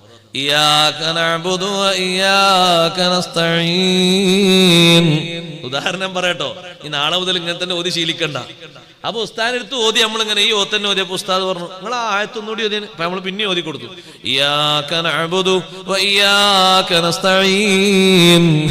നൂനൊക്കെ റെഡിയാണ്, അതിനൊന്നും കുഴപ്പമില്ല. അതൊക്കെ തരിമൂക്ക് തന്നെ നല്ല ഉഷാറായിട്ട് ഉന്നത്തോടു കൂടെ വരുന്നുണ്ട്. ഉസ്താദ് പറഞ്ഞു ഇയ്യാക്കന്റെ അവിടെ ഒന്ന് കട്ടി കൂട്ടണം, 2 യാ ഉണ്ട്, ശ്രദ്ധ ഉണ്ട്. ഇയ്യാക്കാന്ന് ഓതണം. ഇയ്യാക നഅ്ബുദു വ ഇയ്യാക നസ്തഈൻ. അങ്ങനെ ഓതണല്ലേ ഇയ്യാക്ക, അങ്ങനെ ഓതിയാണ് ഇയ്യാക്ക. അപ്പൊ ഉസ്താദെ നേരത്തെ ഞാൻ ഓതിയ പോലെ, നേരത്തെ നിങ്ങൾ ഓതിയ പോലെ ഓതിയാൽ വലിയ പ്രശ്നമാണ്. കാരണം ശ്രദ്ധയില്ലാതെ ഇയാക്കാന്ന് പറഞ്ഞാൽ ലൗ ഉഷംസ്, സൂര്യപ്രകാശം എന്നാണ് അതിന്റെ അർത്ഥം. അപ്പൊ കൂട്ടി വായിക്കുമ്പോ ഇയ്യാക നഅ്ബുദു, സൂര്യപ്രകാശത്തെ നമ്മൾ ആരാധിക്കുന്നു എന്നായി. ഓ ഇയ്യാക നസ്തഈൻ, സൂര്യപ്രകാശത്തോട് നമ്മൾ സഹായം ചോദിക്കുന്നു എന്നായി. അപ്പൊ സംഗതി ആകെ പുറത്താണ് കോലാണ്, വിശ്വാസത്തിൽ നിന്ന് തന്നെ പുറത്താണ് കോലാണ്. അർത്ഥം വെച്ച് നോക്കുമ്പോ അർത്ഥം മാറുന്ന പിഴവ് എന്ന് പറഞ്ഞാൽ വലിയ പിഴവല്ലേ? വലിയ പിഴവാണ്. രണ്ട് പിഴവുണ്ട്, അർത്ഥം മാറാത്ത പിഴവുണ്ട്, അർത്ഥം മാറുന്ന പിഴവുണ്ട്. ഓത്തുകളിൽ ചില വ്യത്യാസങ്ങൾ വരും, അർത്ഥം മാറാത്ത രൂപത്തിലുള്ള പിഴവ്. ഇപ്പൊ ചില ഓത്തിലൊക്കെ നിങ്ങൾ മൊബൈലൊക്കെ നോക്കുമ്പോ ഇതെന്താ അങ്ങനെ ഓതുന്നത് കരുതണ്ട, ഓത്തിൽ ചെറിയ മാറ്റം വരും. നമ്മുടെ നാട്ടില് സിറാത്തുല്ലദീന അൻഅംത അലൈഹിം ഗൈറിൽ മഗ്ലൂബി അലൈഹിം അങ്ങനെ ഓതല്. ചില സ്ഥലത്തൊക്കെ പോയാൽ നമ്മൾ ഇങ്ങനെ കേൾക്കും, സിറാത്തുല്ലദീന അൻഅംത അലൈഹിം ഗൈറിൽ മഗ്ലൂബി അലൈഹിം. അപ്പൊ നമ്മൾ എന്ത് ഓത്താ അയാൾ ഓതുന്നത്? അയാളെ പിന്നാലത്തോടെ നിസ്കരിക്കാൻ തന്നെ പറ്റൂല, അയാളെ പിന്നാലത്തോടെ നിസ്കരിക്കാം. അത് അയാൾ പഠിച്ച ഖിറാഅത്ത്, ആ കാര്യന്റെ ഓത്തിൽ അങ്ങനെയാണ്. അർത്ഥം ഒരു നിലക്കും മാറ്റല്ല, ഒരു നിലക്കും അത് പിഴവുമല്ല, രണ്ടും ശരിയാണ്. അതെങ്ങനെ രണ്ടും ശരിയാകല്? ഒരു നിലക്കല്ലേ നബി സല്ലല്ലാഹു അലൈഹി വസല്ലം ഓതി കൊടുത്ത? അല്ല, 7 രീതിയിൽ, അല്ലെങ്കിൽ മറ്റൊരു റിപ്പോർട്ടിൽ 10 രീതിയിൽ, ശൈലിയിൽ ഓതിക്കൊടുത്തിട്ടുണ്ട് സയ്യിദുനാ റസൂലുള്ളാഹി. ഉമർ റളിയല്ലാഹു അൻഹു നബി സല്ലല്ലാഹു അലൈഹി വസല്ലം തങ്ങളുടെ കാലത്ത് ഒരു വീട്ടിന്റെ അടുത്തൂടെ ഇങ്ങനെ പോകുമ്പോൾ ഒരു സ്വഹാബി ഓതുന്നുണ്ട്. അവിടെ നിന്ന് ആ ഓത്ത് ഇങ്ങനെ ശ്രദ്ധിച്ചിട്ടും, ആരങ്ങൾക്ക് തോതി തന്നു ചോദിച്ചു. എനിക്ക് നബി സല്ലല്ലാഹു അലൈഹി വസല്ലം തന്നത്, എനിക്ക് ഇങ്ങനല്ലല്ലോ ഓതി തന്നത്, നിങ്ങൾ വരീന്നാണ്. ഈ ഓതിയ സഹാബിയെയും കൊണ്ട് ഉമർ റളിയല്ലാഹു അൻഹു പോയി. എന്തേ പ്രശ്നം? തങ്ങൾ എനിക്ക് ഓതി തന്നതല്ലാത്ത ഒരു ശൈലിയിൽ അക്ഷരങ്ങളൊക്കെ ഹർക്കത്തുകളൊക്കെ മാറിയിട്ട് സഹാബി ഓതുന്നുണ്ട്. ഞാനത് കേട്ടിട്ട് ആകെ ആശയക്കുഴപ്പത്തിലായി പിടിച്ചുകൊണ്ടൊന്നാണ്. അപ്പൊ നബി സല്ലല്ലാഹു അലൈഹി വസല്ലം തങ്ങൾ പറഞ്ഞു, നിങ്ങൾ ഓതി. അപ്പൊ ആ സ്വഹാബി ഓതി. തങ്ങൾ പറഞ്ഞു, ഹക്കദാ ഉൻസിലത്, ഇങ്ങനെയും ഓത്തിറക്കപ്പെട്ടിട്ടുണ്ട്, ആയത്ത് ഇങ്ങനെയും അവതരിക്കപ്പെട്ടിട്ടുണ്ട്. നിങ്ങൾ ഓതി. ഉമർ റളിയല്ലാഹുവിനോട് അതാൻ പറഞ്ഞു. അപ്പോഴും പറഞ്ഞു, വഹക്കദാ ഉൻസിലത്, ഇങ്ങനെയും അവതരിക്കപ്പെട്ടിട്ടുണ്ട്. ഉൻസിലൽ ഖുർആനു അലാ സബ്അത്തി അഹ്റുഫ്, ലോകത്ത് ഒരു കലാമിനും ഒരു ഗ്രന്ഥത്തിനും ഇല്ലാത്ത സവിശേഷതയാണ് 7 ഖിറാഅത്ത്, 10 ഖിറാഅത്ത് അല്ലാഹുവിന്റെ കലാമിന് സ്വന്തമാണ്. അതിന്റെ വൈവിധ്യങ്ങളിൽ വലിയ സൗന്ദര്യമുണ്ട്, വലിയ മാറ്റമുണ്ട്, വലിയ സന്തോഷമുണ്ട്. ആശയത്തിൽ അതുകൊണ്ട് വ്യത്യാസമില്ല. വേറെ ചില നാടുകളിൽ പോയാൽ ഖിറാഅത്ത് കേൾക്കും, സിറാത്തുല്ലദീന അൻഅംത അലൈഹിം ഗൈറിൽ മഗ്ലൂബി അലൈഹിം. ഇയാളെ ഇപ്പൊ പള്ളിയിൽ ഇമാമാക്കിയത് എന്ന് കരുതണ്ട, ആ ഓത്ത് ആ കാര്യന്റെ ഓത്തനുസരിച്ച് ശരിയാണ്.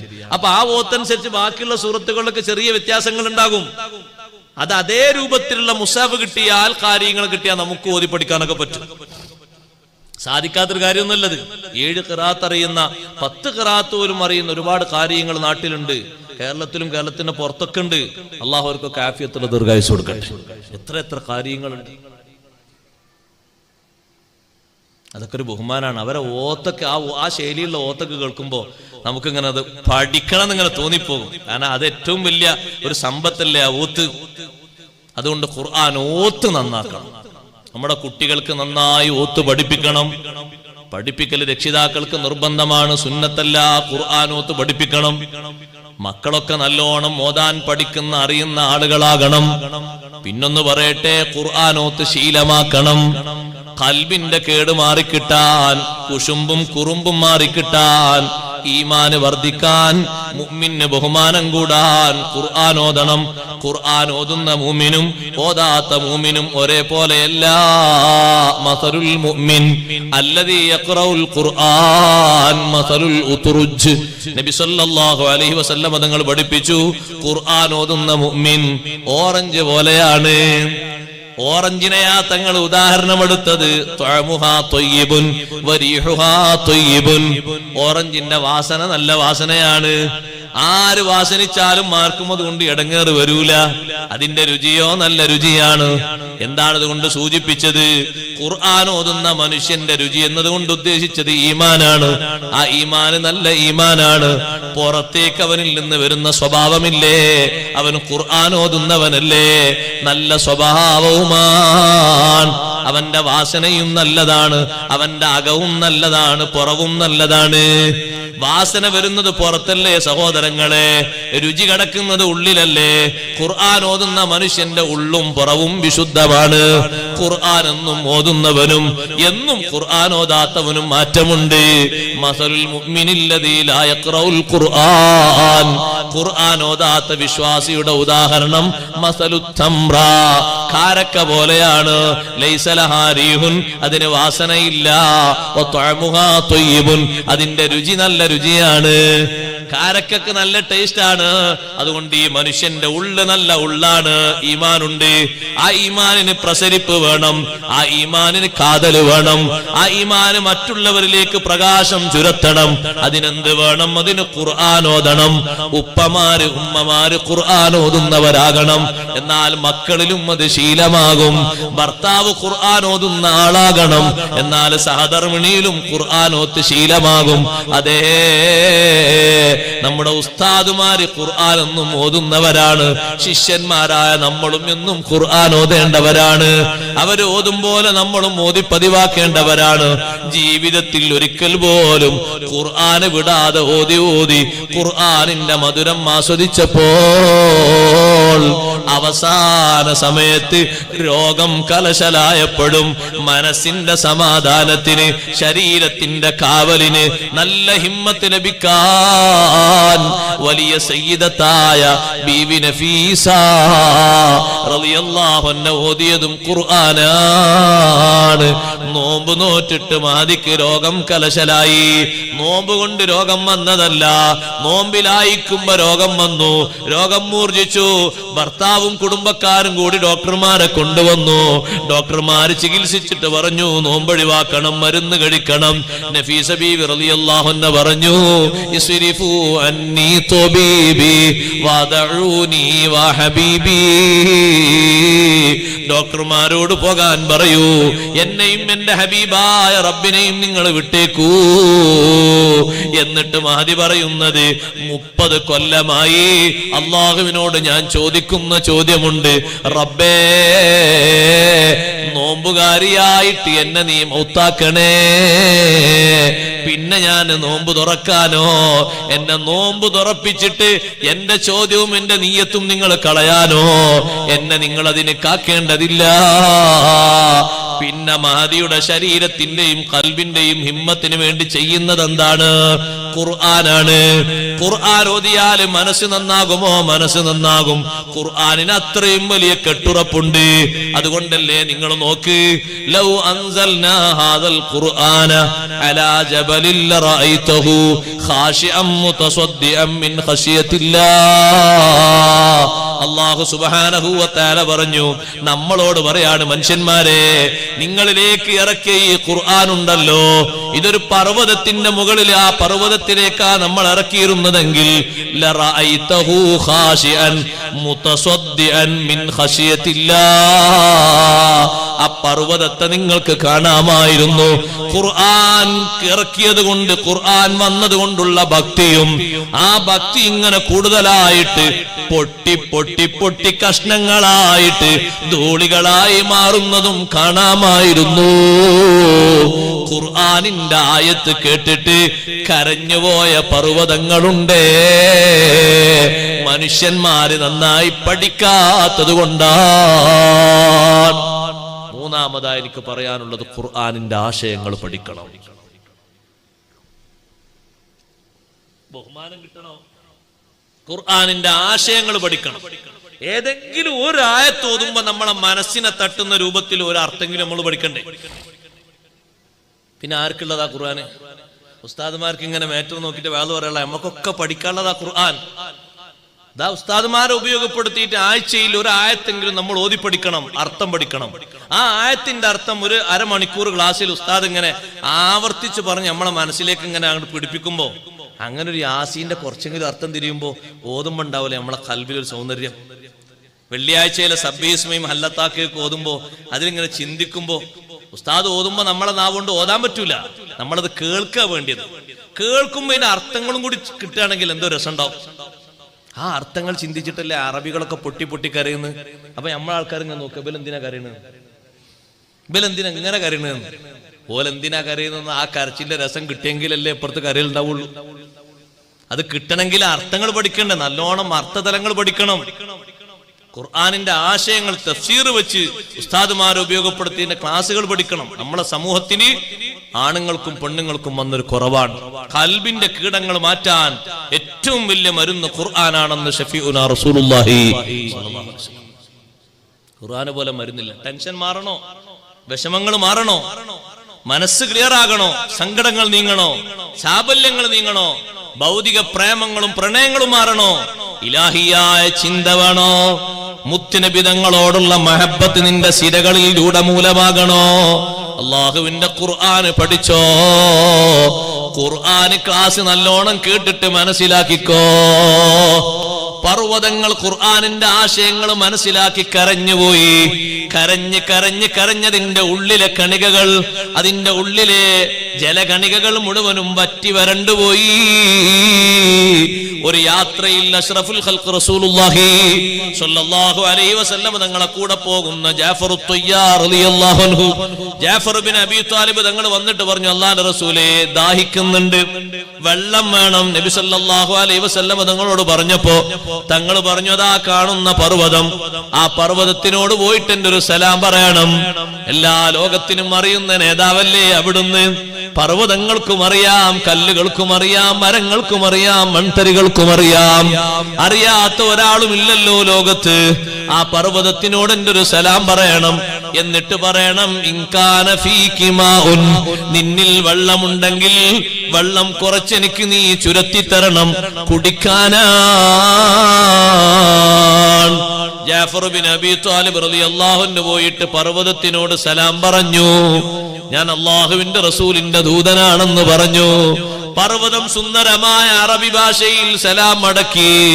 എന്നിട്ട് പറഞ്ഞു, ജാഫർ തങ്ങളോട്, അള്ളാഹുവിന്റെ റസൂലിനോട് നിങ്ങൾ പോയിട്ട് പറയണം, എന്റെ ഉള്ളിൽ ഒരുപാട് വെള്ളങ്ങൾ ഉണ്ടായിരുന്നു, ജലാശയങ്ങൾ ഉണ്ടായിരുന്നു. ഈ പാറയുടെ ഉൾഭാഗത്ത് ഒരുപാട് പേർക്ക് കുടിക്കാനുള്ള വെള്ളമുണ്ടായിരുന്നു. പക്ഷേ ഖുർആനിൽ ഒരായത്തിറങ്ങിയപ്പോൾ അന്നു മുതൽ ഞാൻ കരഞ്ഞ് കരഞ്ഞ് കരഞ്ഞ് എന്റെ ഉള്ളിലെ ജലകണികകൾ മുഴുവനും വറ്റി വരണ്ടുപോയി. ഇന്ന് നിങ്ങൾക്ക് തരാൻ ഒരിറ്റ് വെള്ളം പോലുമില്ല.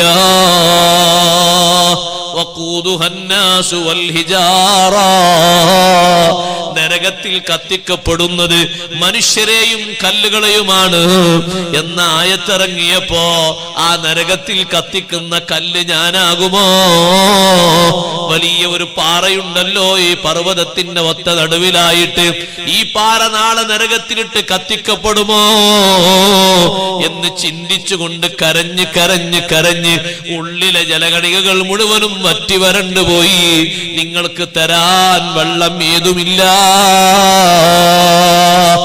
ആ പർവ്വതം വിശുദ്ധ ഖുർആനിന്റെ ആയത്തിന്റെ അർത്ഥം മനസ്സിലാക്കിയില്ലേ?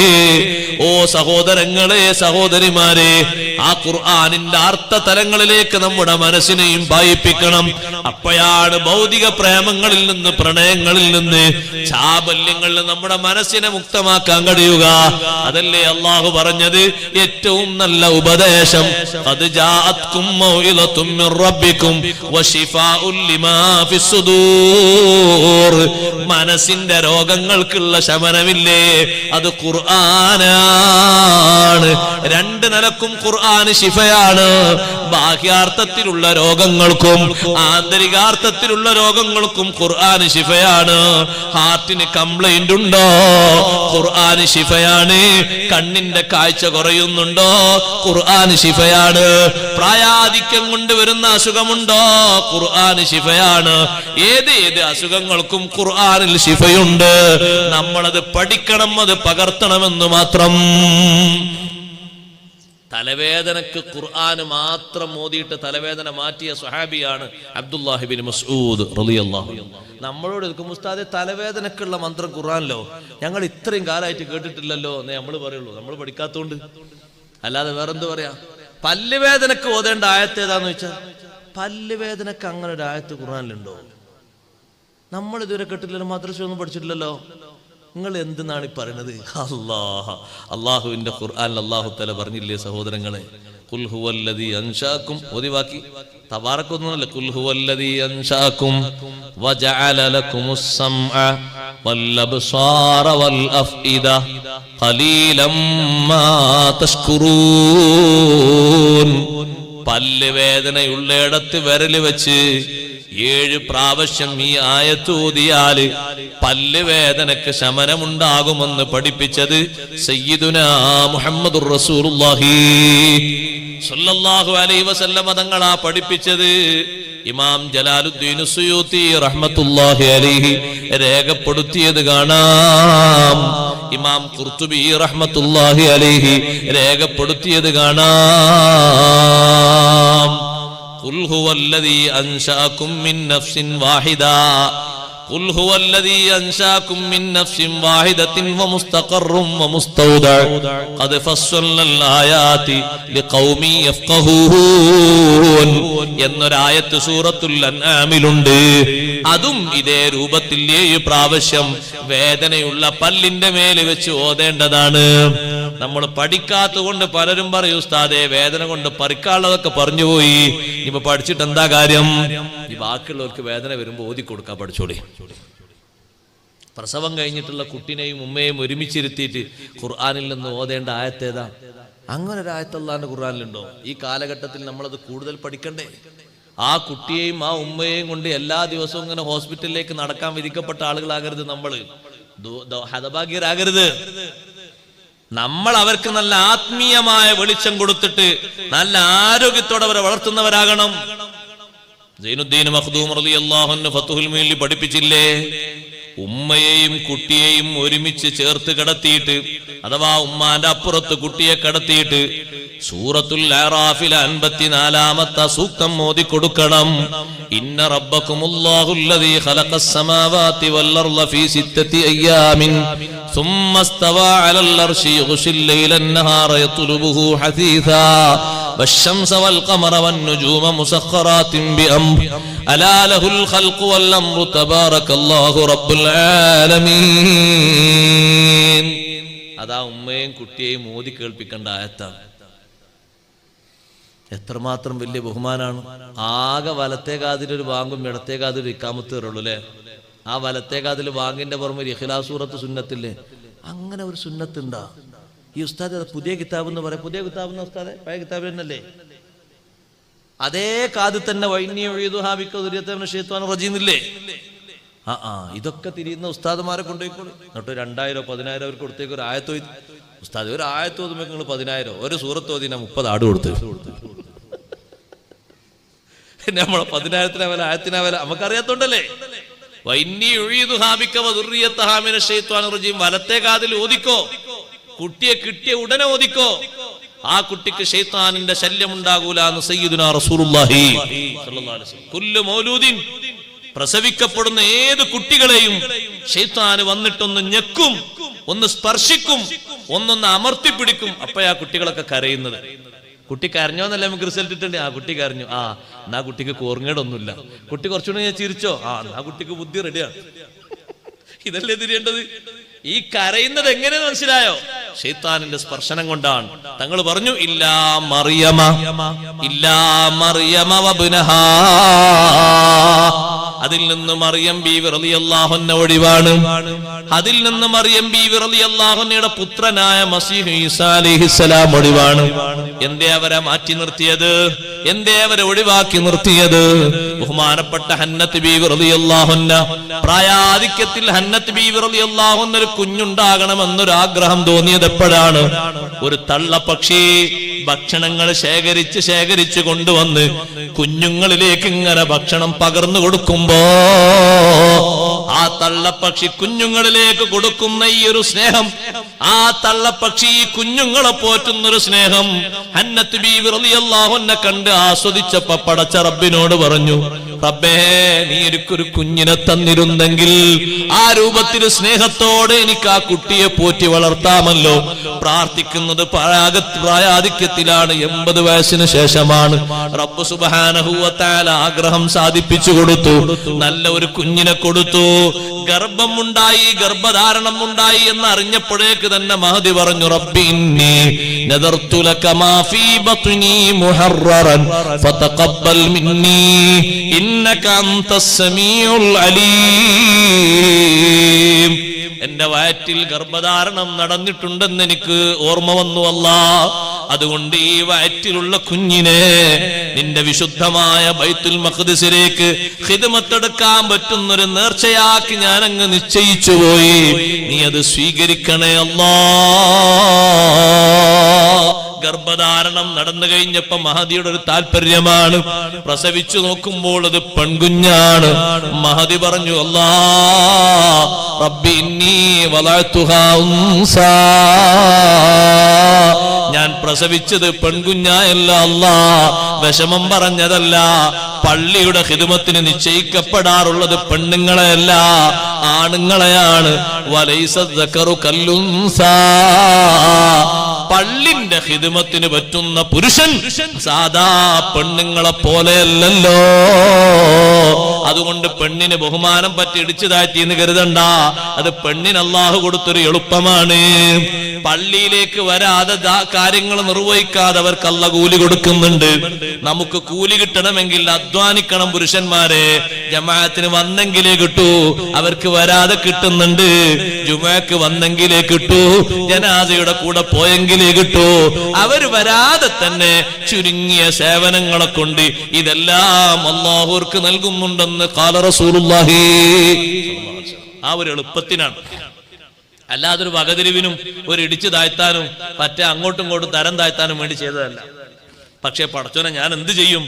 അല്ലാഹു തആല ആ പ്രാർത്ഥന, ആഗ്രഹം സാധിച്ചിട്ട് കിട്ടിയ പ്രാർത്ഥന അല്ലാഹു തആല സ്വീകരിച്ചു.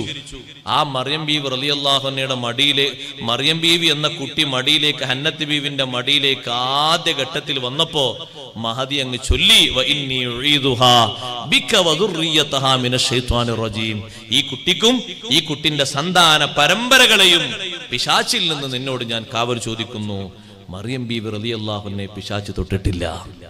ആ മറിയം ബീവി റളിയല്ലാഹു അൻഹയുടെ പുത്രനായ മസീഹ് ഈസാ അലൈഹിസ്സലാം, അവരെയും പിശാച് തൊട്ടിട്ടില്ല. അപ്പൊ നമ്മളെ നേതാവിനെയോ, നമ്മളെ നേതാവ് ജനിച്ച് മണിക്കൂറുകൾ കഴിഞ്ഞിട്ടാണ് ഇബ്ലീസുൽ ലഈൻ കാര്യമറിയുന്നത് തന്നെ. കാര്യമറിയുന്നതന്നെ മണിക്കൂറുകൾ കഴിഞ്ഞിട്ടാണ്. നേരം പുലർന്നിട്ട് സൂര്യൻ ഉദിക്കുന്ന സമയത്ത് ആദ്യം സൂര്യന്റെ കിരണങ്ങൾ പുറത്തേക്ക് വെളിവാകുമ്പോ ഇബ്ലീസ് അവന്റെ അനുയായികളോട് പറഞ്ഞൊന്ന് മുകളിലേക്ക് പോയി നോക്കണം, ആകാശത്തിലെ വാർത്തകൾ കൊണ്ടുവരണം. ഒന്നാൻ ആകാശത്തിലേക്ക് പോകാൻ അപ്പോഴും ഒരു പെർമിറ്റ് ഉണ്ടായിരുന്നു. അവർ മുകളിലേക്ക് അങ്ങ് പറന്നുയർന്നപ്പോഴാണ് ഉൽക്കവർഷം നടന്നത്. തുല്യതയില്ലാത്ത രൂപത്തിൽ പിശാചുക്കളുടെ ശരീരത്തിന് മുഴുവനും കരിഞ്ഞു കടഞ്ഞ ഓരോ ശരീരത്തിന്റെ ഭാഗങ്ങളും കരിഞ്ഞുണങ്ങിയിട്ട് അവർ താഴോട്ട് വന്നിട്ട് പറഞ്ഞു, മുകളിലേക്ക് കയറാൻ പറ്റൂല, തടസ്സം വന്നിട്ടുണ്ട്. ഞങ്ങളുടെ ശരീരം മുഴുവനും അവിടെ നിന്ന് ഉൽക്കവർഷം ഉണ്ടായിട്ട് നക്ഷത്രങ്ങളെ കൊണ്ട് ഏറ് കിട്ടിയിട്ട് കത്തിക്കരിഞ്ഞുണങ്ങി പോയിട്ടുണ്ട്. പലരുടെയും പല ശരീരങ്ങളുടെയും ഭാഗങ്ങൾ കൊഴിഞ്ഞു പോയിട്ടുണ്ട്. അപ്പോഴാണ് ഇബ്ലീസ് പറയുന്നത്, ക്യാപ്റ്റൻ പറയുന്നത്, എങ്കിൽ ഇന്ന് ഭൂമിയിൽ എന്തോ ഒരു അത്ഭുതം സംഭവിച്ചിട്ടുണ്ട്, നേരത്തെ ഒന്നും നടക്കാത്തൊരു അത്ഭുതം സംഭവിച്ചിട്ടുണ്ട്, മണിക്കൂറുകൾ കഴിഞ്ഞിട്ടുണ്ട്, പിന്നെ അല്ലേ സ്പർശിക്കുന്നത്. അപ്പോഴാണ് ഒന്ന് അന്വേഷിക്കാൻ പറഞ്ഞപ്പോ ശരിയാണ്, അബ്ദുൽ മുത്തലിബിന്റെ കുടുംബം ഇന്ന് സന്തോഷത്തിലാണ്. അബ്ദുല്ലാഹി റളിയല്ലാഹു അൻഹുവിന് ഒരു കുഞ്ഞ് ജനിച്ചിരിക്കുന്നു. ഇബ്ലീസ് പൊട്ടിക്കരഞ്ഞുപോയി. എന്റെ സ്വാധീനം മുഴുവനും നഷ്ടപ്പെട്ടു പോയി. ഇനി മുകളിലേക്കുള്ള സ്വാധീനം പൂർണ്ണമായും കുട്ടിയടക്കപ്പെട്ടു. ഇനി അങ്ങോട്ട് പോകാൻ പറ്റൂല. ഇനി ഒരു വാർത്തയും കട്ടുകെട്ട് കൊണ്ടുവരാൻ പറ്റൂല. ഭൂമിയിലും എന്റെ സ്വാധീനത്തിന്റെ ശക്തി കുറഞ്ഞു. മുമ്പുള്ള സമൂഹത്തിലെ നബിമാരുടെ അനുയായികളെ കീഴ്പ്പെടുത്തിയതുപോലെ ഈ ഉമ്മത്തിൽ അടിയുറച്ചു നിൽക്കുന്ന ആളുകളെ കീഴ്പ്പെടുത്താൻ കുറച്ച് പണിയാണ്. പെട്ടെന്നൊന്നും എല്ലാരും കിട്ടൂല. ഔലിയാക്കളിൽ തന്നെ വന്നപ്പോ പലരെയും ആട്ടി ഓടിച്ചില്ലേ ഇബ്ലീസിനെ? ആട്ടി പറത്തിച്ചില്ലേ അവരെ? ബഹുമാനപ്പെട്ട ഉമർ ബിൻ ഖത്താബ് റളിയല്ലാഹു അൻഹുവിനെ എത്ര വലിയ പേടിയാണ് ഇബ്ലീസിന്. നബി സല്ലല്ലാഹു അലൈഹി വസല്ലം നിങ്ങൾ പറഞ്ഞില്ലേ, ഉമറേ നിങ്ങൾക്കല്ല വലിയ ബഹുമാന തന്നത്, ഇദാ സലക്ത ഫജ്ജൻ സലക ശൈത്താനു ഫജ്ജൻ ഗൈറ ഫജ്ജിക്, നിങ്ങളൊരു വഴിക്ക് പ്രവേശിച്ചാൽ മറ്റൊരു വഴിക്ക് ശൈത്താൻ പോകും. ആ വഴിക്ക് വരൂല, ലെവലായിട്ടും വരൂല, പിന്നാലെയും വരൂല. അള്ളാഹു നിങ്ങൾക്ക് തന്നൊരു ബഹുമാനാണത്. എത്ര വലിയ പേടിയാണവരെ. കീഴ്പ്പെടുത്താൻ കഴിയൂല, സ്വാധീനിക്കാൻ കഴിയൂല. അത് നബി സല്ലല്ലാഹു അലൈഹി വസല്ലം തങ്ങളെ ഉമ്മത്തിൽ തന്നെ കീഴ്പ്പെടുത്താൻ കഴിയാത്ത ആളുകൾ ധാരാളമുണ്ട്. ഇബ്ലീസ് പൊട്ടിക്കരഞ്ഞ അതുകൊണ്ടല്ലേ. ഏതെങ്കിലും ആളുകളുടെ ജന്മത്തെ ഇബ്ലീസ് കരഞ്ഞിട്ടുണ്ടോ ഇതുവരെ? ഏതെങ്കിലും ആളുകൾ ഭൂമിയിൽ ജനിച്ചു എന്നതിന്റെ പേരിൽ ഇങ്ങനെ അട്ടഹസിച്ച് പൊട്ടിക്കരഞ്ഞിട്ടുണ്ടോ? ഇല്ല. വല്ലാത്തൊരു കരച്ചിലാണ് അവന്റെ സങ്കടം. അപ്പോഴല്ലേ അവൻ കഥ അറിയുന്നത്, പിന്നെയല്ലേ തൊടുന്നത്. വിവരങ്ങൾ അറിയുന്നത് തന്റെ സമയം കുറെ കഴിഞ്ഞ ശേഷമാണ്. അഷ്റഫുൽ ഖൽഖ് സല്ലല്ലാഹു അലൈഹി വസല്ലമ തങ്ങൾ അതിന് നമ്മോട് പഠിപ്പിച്ചത് ശൈത്താനിന്റെ സ്പർശനമില്ലാതിരിക്കാൻ വലത്തെ കാതിൽ വാങ്ങും, അതുപോലെ തന്നെ ഇടത്തെ കാതിൽ ഇഖാമത്തും നിർവഹിക്കുമ്പോ ആ വലത്തെ കാതിൽ തന്നെ സൂറത്തുൽ ഇഖ്ലാസ് ഓതണം. കൂടെ വഇന്നീ ഉഈദുഹാ ബിക വദുർരിയതഹാ മിനശ് ശൈത്താനിർ റജീം. നാ പിന്നെ മാനസിക രോഗം, അപസ്മാര രോഗം ഒന്നും ഉണ്ടാകൂല. സ്വീകരിക്കേണ്ട കാര്യങ്ങൾ ആദ്യം തന്നെ സ്വീകരിക്കണം. ബറക്കത്തുള്ള മഹാന്മാരെ കൊണ്ട് തഹ്നീക്ക്, മധുരം കൊടുക്കുക എന്നുള്ള സംഗതികളൊക്കെ പഴയ കാലത്ത് എത്ര സന്തോഷത്തോടെ നടന്നിരുന്നു അല്ലേ? ഇപ്പൊ എന്താ തഹ്നീക്ക് എന്ന് പറഞ്ഞാല് തേന് ഒരു വിരലാക്കിയിട്ട് കുടിച്ചൂട്.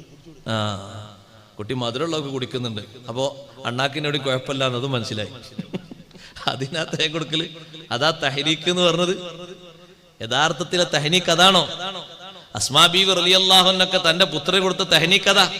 അസ്മാ ബീവി റളിയല്ലാഹു അൻഹ ഭർത്താവിനോട് പറഞ്ഞു, ഹിജ്റ പോകുന്ന സമയത്ത് ഖുബായിലെത്തിയപ്പോ പറഞ്ഞു, മുന്നോട്ട് പോകാൻ കഴിയൂല, വേദന വരുന്നുണ്ട്, വേദന, പ്രസവ വേദന വരുന്നുണ്ട്. ഒരു ചെറിയ ടെന്റ് കെട്ടി ഖുബായിലെത്തിയിട്ടുള്ള, മദീനയിലേക്ക് എത്തിയിട്ടില്ല. പ്രസവിച്ചു. എപ്പോഴാ പ്രസവിച്ചത്? രാത്രി. രാവിലെ ആകുമ്പോ അസ്മാ ബീവി റളിയല്ലാഹു അൻഹ വിളിച്ചിട്ട് പറഞ്ഞു, ഈ കുട്ടി എടുത്തോളൂ. സുബൈർ റളിയല്ലാഹു അൻഹയോട് പറഞ്ഞു, ഈ കുട്ടിയെടുത്ത് വേഗം കൊണ്ടുപോകൂ ഇലാ ഹദ്റത്തി റസൂലില്ലാഹ് സ്വല്ലല്ലാഹു അലൈഹി വസല്ലം.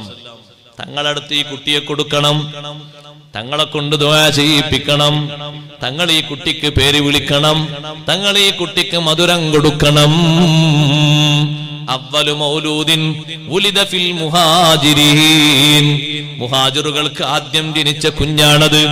ബഹുമാനപ്പെട്ട ഹബീബ് സല്ലല്ലാഹു അലൈഹി വസല്ലം തങ്ങൾ കുട്ടിയെ വാങ്ങി മടിയിലിരുത്തിയിട്ട് ആ കുട്ടിയുടെ തലയിൽ ഇങ്ങനെ കൈവച്ചു ബറക്കത്തിന് ദുആയിരുന്നു. വസമ്മാഹു അബ്ദുല്ലാഹ്. കുട്ടിക്ക് അബ്ദുല്ലാ എന്ന് നാമകരണം ചെയ്തു. ചോദിച്ചു സുബൈർ റളിയല്ലാഹു അൻഹുവോട്, കാരക്ക കരുതിയിട്ടുണ്ടോ, കൂടെ കൊണ്ടുവന്നിട്ടുണ്ടോ? കാരക്കകൾ എടുത്തു കൊടുത്തു. തങ്ങളത് വായിലിട്ട് ഷറഫാക്കപ്പെട്ട ഉമിനീര് കൊണ്ട് ചവച്ചരച്ച് ആ കുട്ടിയുടെ ഉള്ളിലേക്ക് മധുരം പകർന്നു കൊടുത്തു. പിന്നീട് അസ്മാ ബീവി റളിയല്ലാഹു അൻഹ എപ്പോഴും പറയാറുണ്ട്, അവ്വലു ശൈഇൻ ദഖല ഫീ ജൗഫിഹി, അവ്വലു ശൈഇൻ ദഖല ഫീ ജൗഫിഹി.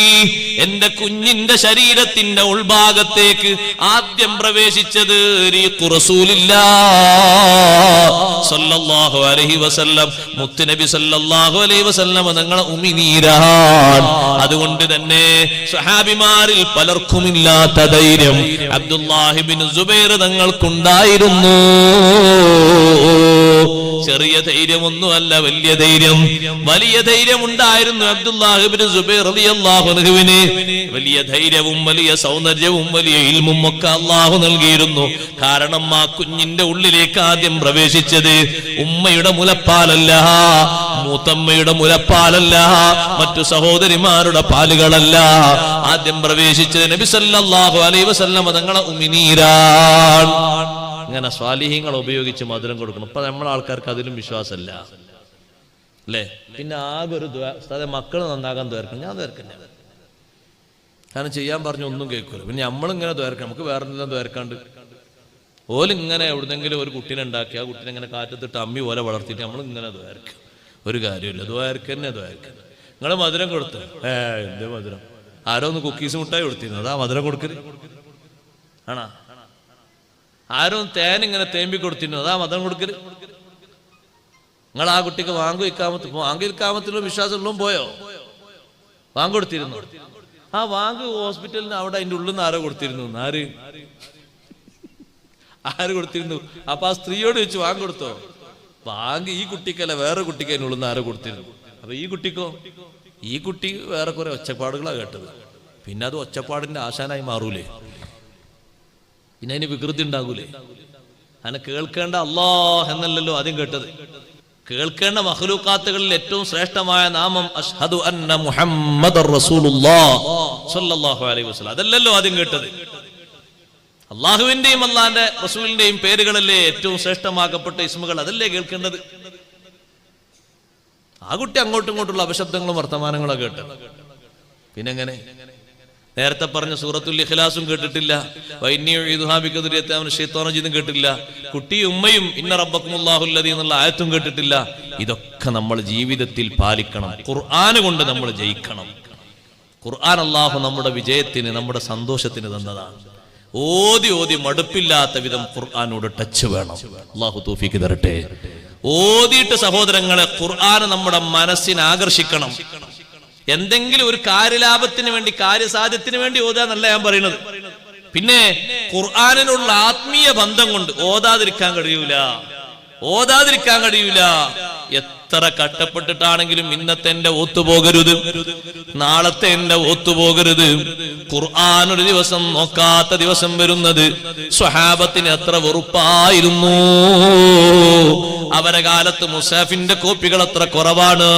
ഇമാം നവവി റളിയല്ലാഹു അൻഹു സ്വഹാബത്തും ഖുർആനുമായുള്ള ടച്ച് പറയുന്നു, വകാനൂ യക്റഹൂന അൻ യഖ്റുജ യൗമുൻ ലം യുൻളർ ഫിൽ മുസ്ഹഫി, മുസ്ഹഫിൽ നോക്കാത്തൊരു ദിവസം കഴിഞ്ഞു കിടക്കുക സ്വഹാബത്തിന് വെറുപ്പായിരുന്നു. ഖുർആൻ ഓതി ഓതി ഓതിയിട്ട് ഖുർആനിൽ ഹരം പിടിച്ച മഹാന്മാർ മരിക്കുന്ന സമയത്തും നഫീസ ബീവി റളിയല്ലാഹു അൻഹ ഖുർആൻ ഓതി എന്ന് പറഞ്ഞില്ലേ? മരണമാകും എന്റെ ബിണ്ടില് ഓതി അന്നാമാനേ, മനിദാ സൂറത്ത് തീരും മുമ്പ് മൗത്തായാനേ. സൂറത്തുൽ അൻആം അങ്ങ് ഓതി മഹദി. സൂറത്തുൽ അൻആമിന്റെ തുടക്കം മുതൽ ഓതി, ഉളൂ എടുത്ത് നല്ല വസ്ത്രം ധരിച്ച് അത്രക്ക തേച്ച് ഖുർആനോത്തിലാണ്. ഖുർആൻ അങ്ങനെ ഓതി ഓതി രണ്ട് റിപ്പോർട്ട് കാണാം. ഒരു നിലക്ക് മഹദി ഓതി എത്തിയത് കതബ അലാ നഫ്സിഹിർ റഹ്മാ, അല്ലാഹു തആല ഒരു തീരുമാനിച്ചു വെച്ചിട്ടുണ്ട്. കതബ അലാ നഫ്സിഹിർ റഹ്മാ, ഒരു കാരുണ്യത്തിന്റെ തീരുമാനം അല്ലാഹുവിനുണ്ട്. എന്താണത്? മൻ അമില സ്വാലിഹാ, നല്ലത് പ്രവർത്തിച്ചിട്ട് മുഅ്മിനായി വരുന്ന മനുഷ്യന് അല്ലാഹ് പുറത്തു കൊടുക്കുന്നു. അത് അല്ലാഹു നേരത്തെ എടുത്തൊരു തീരുമാനമാണ്. ഒന്നുകിൽ ഈ ആയത്തെത്തിയപ്പോഴാണ് മഹദിയുടെ റൂഹ് പിരിഞ്ഞത്, അതല്ലെങ്കിലോ ലഹും ദാറുസ്സലാമി ഇൻദ റബ്ബിഹിം വഹുവ വലിയുഹും ബിമാ കാനൂ യഅമലൂൻ.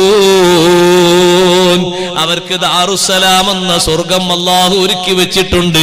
വിശ്വാസികളുടെ സ്വർഗത്തിന്റെ ആയത്ത് മോദിയിട്ട് സന്തോഷത്തോടെ സ്വർഗം കണ്ടു പോവുക ചെറിയ ബഹുമാനമല്ലല്ലോ. ഖുർആനുമായി ഹൃദയത്തിനൊരു ടച്ച് കൊടുക്കണം. ഹൃദയത്തിന്റെ തുരുമ്പുകളൊക്കെ നീങ്ങട്ടെ. മറ്റുള്ളവരോടുള്ള കുറുമ്പ് കുശുമ്പ്, ഒരാളെ കണ്ടാൽ നേർക്കുനേരെ നോക്കാൻ കഴിയാത്ത മുഖം, ഒരാളെ കണ്ടാൽ 10 കിലോ തൂക്കിയിട്ടേ നമ്മളെ മുഖം കൊണ്ട് നോക്കുള്ളൂ. ഒന്ന് ചിരിച്ചു നോക്കാൻ കഴിയില്ല. പേടിയല്ലേ മനുഷ്യന്മാരെ? മനുഷ്യന്റെ മുഖം കാണുന്ന ആനക്ക് വരെ വലിയ പേടിയാണ്. മനുഷ്യനെ ആന ചവിട്ടുന്ന സമയത്ത് പലരും പറയലുണ്ട്, നമ്മൾ കണ്ടിട്ടില്ല, പലരും പറയലുണ്ട് ചവിട്ട് കൊണ്ടവരല്ല, ചവിട്ടുന്ന കണ്ടവർ. കൊണ്ടവർ പിന്നെ പറയണ്ടാവില്ലല്ലോ, തിരിച്ചു കടത്തിയിട്ടാണ് ആന ചവിട്ടിയെന്ന് പറയലുണ്ട്. അതെന്താ അങ്ങനെ ചിന്തിക്കുമ്പോ ഈ മനുഷ്യന്റെ മുഖം ഒന്ന് പേടിപ്പെടുത്താണല്ലോ. കാണുമ്പോ തന്നെ പേടിയാണല്ലേ. ചില ആൾക്കാരെ കാണുമ്പോൾ ഒരു ഒട്ടേ നോക്കാൻ, പിന്നെ താഴോട്ട് നോക്കേണ്ടി വരും. ബഹുമാനം കൊണ്ടല്ല, പേടിയുണ്ട്. കാരണം നോക്കുന്ന സുബ്ഹാനല്ലാഹ്. അങ്ങനെ നോക്കിയാൽ എങ്ങനെ? നോക്കുമ്പോഴില്ലേ നോട്ടത്തിനൊന്ന് അങ്ങനല്ലേ. ഏതൊരു ജീവിയും ഇപ്പൊ നമ്മള് ഒന്ന് കണ്ണുറ്റി നോക്കുമ്പോ മുന്നിലൂടെ പോകുന്ന നായ എങ്ങനെ പോകണമെന്ന് പറയും. പടച്ചോൻ ഏതൊരു ഭീകരവാദിയാണ്, വാലൊക്കെ ഒന്ന് ചുറ്റിട്ട് ഞാൻ ഒന്നും ചെയ്യാനില്ലേ, അത് പോവാണ്. നമ്മളെ നോട്ടം കണ്ടിട്ട് നമ്മൾ അതിനോട് ഒരു പുഞ്ചിരിച്ച് മട്ടത്തിലാ നോക്കുമെങ്കിൽ ആ നായ ഒന്ന് ചിരിച്ചൊന്നും കൂടി ഇങ്ങോട്ട് നോക്കും. അങ്ങനല്ലേ. നമ്മൾ ആ വേസ്റ്റ് കൊട്ടയിലേക്ക് ഭക്ഷണം കൊണ്ടുപോയിടുന്ന ഒരാള്, ഞാനിന്ന് യാത്ര ചെയ്തു വരുന്ന സമയത്ത് കണ്ടൊരു കാഴ്ച. വേസ്റ്റ് കൊട്ടയിലേക്ക് ഭക്ഷണത്തിന്റെ അവശിഷ്ടം കൊണ്ടുപോയിരുന്ന ജീവനക്കാരൻ, തൊട്ടടുത്തൊരു നായ ഉണ്ട്. ഫോട്ടോ എടുക്കാൻ കഴിഞ്ഞില്ല, ഇങ്ങനെ പോരല്ലേ, ഫോട്ടോ എടുക്കുന്ന കാര്യമൊന്നുമില്ലല്ലോ. അപ്പൊ ഈ നായ ഇയാളെ കണ്ട് പേടിച്ചു ഓടുകയാണോ, നായ അവിടെ നിൽക്കുകയാണോ ചെയ്യുന്നത്? ഇയാൾ ഈ നായനെ നോക്കിയപ്പോ ബാക്കിയുള്ള വേസ്റ്റ് ഭക്ഷണത്തിന്റെ കുറച്ചുകൂടി അവശിഷ്ടമുണ്ട്, അത് എടുത്തിട്ട് പുറത്തിട്ട് കൊടുത്തു. അപ്പൊ ആ നായ ഒന്നിങ്ങനെ അയാളെ നോക്കിയിട്ട്, എന്താണത്? ഒരു സ്നേഹം, ഒരു നന്ദിയാണത്, ഒരു നന്ദി പ്രകടനം. അതിന്റെ മുഖം കൊണ്ടൊന്നും ഇങ്ങനെ ആക്കിയിട്ടുണ്ട്. എത്ര കിട്ടിയാലും നമ്മൾ ജസാക്കല്ലാന്ന് പറയും. അത് പറഞ്ഞെങ്കിൽ ആദ്യം വേറെന്തെങ്കിലും കൊടുക്കേണ്ടി വരും. പിന്നെ ഇത് മുടിയൽച്ചിന്റെ ഇറച്ചിയാണ്. രാവിലെ മോന്റെ മുടിയൽച്ചിരുന്നു. ആയിക്കോട്ടെ, കഴിഞ്ഞ്. ജസാക്കല്ലാഹു, അള്ളാഹു ബർക്കത്ത് കിട്ടേതോ, അള്ളാഹ് കബൂലാക്കട്ടെ. എന്തെങ്കിലും ഒന്ന്, 1 കിലോ ഇറച്ചി ഒരു മനുഷ്യനോട് കൊടുക്കുന്നതിന് 1/2 കിലോ ഇറച്ചി, ഒരു സന്തോഷത്തിന്റെ ഒരു വാക്കൊരു പ്രതികരണമല്ലേ? അത് കിട്ടണമെങ്കിൽ ആദ്യം എന്തെങ്കിലും കൊടുക്കേണ്ടി വരും. അല്ലെങ്കിൽ പറയേണ്ടി വരും, നിങ്ങളൊന്ന് നോക്കി ഒന്ന് നല്ല മോകൊണ്ട് ചിരിക്കെങ്കിലും ചെയ്യും. റബ്ബേ, ഒരു ഇറച്ചി കൊണ്ടുവന്നിട്ട് ഇങ്ങനെയാന്ന് പറഞ്ഞാല് ഇതൊരു ഈമാനാ? ഇത് ഈമാൻ എന്നല്ല, അതിന്റെ പേര് വേറെയാണ്. ഈമാൻ എന്ന് പറഞ്ഞാല് മറ്റുള്ളവർക്ക് സന്തോഷമാകുന്ന മുഖം കൊണ്ട് സമീപിക്കാന്നുള്ളതല്ലേ ഈമാൻ എന്ന് പറഞ്ഞത്. അപ്പൊ ആ ജീവനക്കാരൻ ആ നായ ആട്ടിയാല നായ ഓടും പേടിച്ചിട്ട്. പക്ഷെ ആ ജീവനക്കാരൻ ഈ നായനെ നോക്കിയിട്ട് ഇതിന് ഭക്ഷണം വേണം, നമ്മൾ ഭക്ഷണം കഴിച്ചു വരില്ലേ. അപ്പൊ ആ പാത്രം, ആ ഭക്ഷണത്തിന്റെ പൊതി അവശിഷ്ടം നേരെ വെച്ചു കൊടുത്തപ്പോ അത് വാലാട്ടിയിട്ട് നോട്ടൊക്കെ നോക്കിയിട്ട് ഇന്ന് ഭക്ഷണം കഴിച്ചു. മനസ്സിന്റെ ആ കുറുമ്പ്, കുശുമ്പ്, വിദ്വേഷങ്ങളും ഒക്കെ നീങ്ങിക്കിട്ടാൻ വലിയ ശിഫയാണ്. ശിഫാഉൽ ലിമാ ഫിസ് സുദൂർ. മനസ്സിന്റെ അകത്തളങ്ങളിൽ കെട്ടി നിൽക്കുന്ന രോഗങ്ങൾക്ക് ശമനം അള്ളാഹുവിന്റെ ഖുർആനാണ്. ആ രൂപത്തിൽ ടച്ച് ഖൽബുമായിട്ട് ഖുർആനുമായിട്ട് വേണം. അള്ളാഹു തൗഫീഖ് തരട്ടെ. ഓതിയിട്ട് ഖുർആനുമായുള്ള തഅല്ലുഖ്. അഷ്റഫുൽ ഖൽഖ് റസൂലുള്ളാഹി സ്വല്ലല്ലാഹു അലൈഹി വസല്ലം തങ്ങളോട് മഹബ്ബത്ത് ഉണ്ടെങ്കിൽ 10 അടയാളങ്ങൾ പഠിപ്പിച്ചു ഇമാം ഖാദി ഇയാദ് റഹ്മത്തുള്ളാഹി അലൈഹി. ഞാനത് എണ്ണല്ല. അതിൽ ഒരു അടയാളം ഹുബ്ബുൽ ഖുർആൻ. ഖുർആനോട് മഹബ്ബത്തുണ്ടോ അയാൾ മുത്തുനബി തങ്ങളെ മുഹിബ്ബ. കാരണം മുത്തുനബി സല്ലല്ലാഹു അലൈഹി വസല്ലം ദുനിയാവിൽ ഏറ്റവും കേൾക്കാൻ ആഗ്രഹിച്ചത് എന്താ? ഖുർആനാണ് അല്ലേ? ഏറ്റവും കൂടുതൽ ഓതിയത് എന്താ? ഖുർആനാണ്. പഠിപ്പിച്ചു കൊടുത്തത് എന്താ? ഖുർആനാണ്. ഒക്കെ കൂട്ടി നോക്കണം. ബഹുമാനം കൊടുത്തത് എന്തിനാ? ഖുർആനാണ്. ഖബറിലേക്ക് വെക്കുമ്പോഴും തങ്ങൾ ചോദിച്ചില്ലേ ഉഹദിൽ വെച്ച് 2 ആളെയും 3 ആളെയൊക്കെ സ്ഥലപരിമിതി കൊണ്ട് ഖബറിലേക്ക് വെക്കുമ്പോ തങ്ങളെ ചോദ്യം അയ്യുഹും അക്സറു അഖ്ദൽ ലിൽ ഖുർആൻ, ഈ 3-ൽ ആരാണ് കൂടുതൽ ഖുർആൻ പഠിച്ചവർ? സഹാബത്ത് ചൂണ്ടിക്കാണിക്കുമ്പോ ആദ്യം മുൻഗണന കൊടുക്കുന്നത് കൂടുതൽ ബഹുമാനമുള്ള ആൾക്കാണ്. ഉമർ ബിൻ ഖത്താബ് റളിയല്ലാഹു അൻഹുവിന്റെ മുശാവറയിൽ കൂടുതൽ ബഹുമാനമുള്ളത് ഖുർആൻ പണ്ഡിതന്മാർക്കായിരുന്നു. 39 ആളുകൾ മുശാവറയില്, ഒരു ചെറുപ്പക്കാരൻ മാത്രമുണ്ട് ആ മുശാവറയില്. ബാക്കിയുള്ള സ്വഹാബിമാരൊക്കെ പതുക്കെ അങ്ങനെ ഒരു മുറുമുറുപ്പ്, ദേഷ്യം കൊണ്ടല്ല, അവരുടെ സംശയം കൊണ്ട്. നമ്മക്കൂല്ലേ മക്കള്? എന്താ ഒരു ചെറുപ്പക്കാരൻ മാത്രം? എന്റെ പുരയിലുണ്ട് അതേ വയസ്സുള്ളൊരു കുട്ടി. നിങ്ങളെ പുരയിലൂല്ലേ? നിങ്ങളെ പുരയിലുണ്ട്. ഉമർ റളിയല്ലാഹുവിന്റെ ശ്രദ്ധയിലെത്തി ഓൽക്കൊക്കെ ഒരു സംശയം ഉണ്ട്. ആ സംശയം തീർക്കാൻ വേണ്ടി ഉമർ റളിയല്ലാഹുവിന് ചെയ്തത് എന്താ? ഒരു തെരഞ്ഞെടുപ്പ് നടത്തുക അല്ല, ഒരു ഗുസ്തി മത്സരം, ആരാ ജയിക്കാൻ നോക്കുക, അതുമല്ല. ഉമർ റളിയല്ലാഹു അവരൊക്കെ വിളിച്ചു ചോദിച്ചു, ആ വലിയ സ്വഹാബിമാരൊക്കെ വിളിച്ചു ചോദിച്ചു, സൂറത്തുൻ നസ്റില്ലേ, അവസാനം ഇറങ്ങിയ സൂറത്താണ് സൂറത്തുൻ നസ്ർ. ഖുർആനിൽ ഒരു സൂറത്തായിട്ട് അവസാനം ഇറങ്ങിയ സൂറത്ത് ഏതാ? സൂറത്തുൻ നസ്റാണ്. പിന്നെ ആയത്തുകളാണ് ഇറങ്ങിയത്, ഒരു സൂറത്ത് ഫുള്ളായിട്ട് പിന്നെ ഇറങ്ങിയിട്ടില്ല. അവസാനം ഇറങ്ങിയ സൂറത്തായ സൂറത്തുൻ നസ്ർ. എന്താണ് അതിന്റെ വ്യാഖ്യാനം?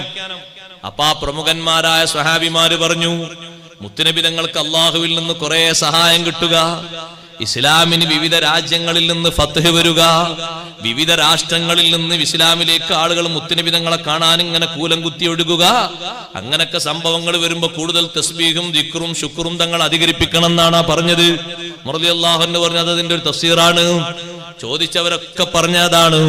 ഈ ചെറുപ്പക്കാരനായ കുട്ടി അവരെ മുന്നിൽ വെച്ച് ഉമർ റളിയല്ലാഹു അൻഹു ചോദിച്ചു, നിങ്ങൾക്ക് എന്ത് പറയാനുണ്ട്? ആരാണ് ആ ചെറുപ്പക്കാരൻ അറിയുമോ?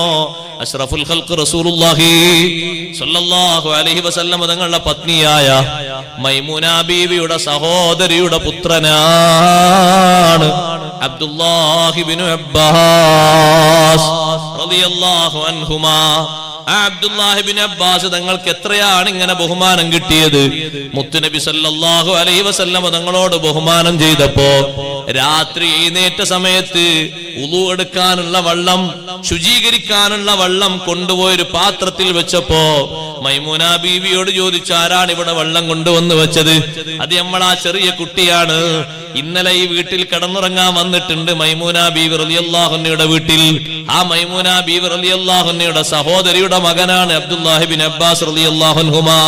ആ കുട്ടിയാണോ കൊണ്ടുവന്ന് വെച്ചത്? പറയാതെ തന്നെ കാര്യങ്ങൾ ആഗ്രഹിച്ചും ആലോചിച്ചും ചെയ്യാൻ കഴിവുള്ള കുട്ടിക്ക് ഈ ഒരു നല്ല അദബിന് വേണ്ടി അള്ളാഹുവിന്റെ ഹബീബ് കൊടുത്തൊരു സമ്മാനമാണ്.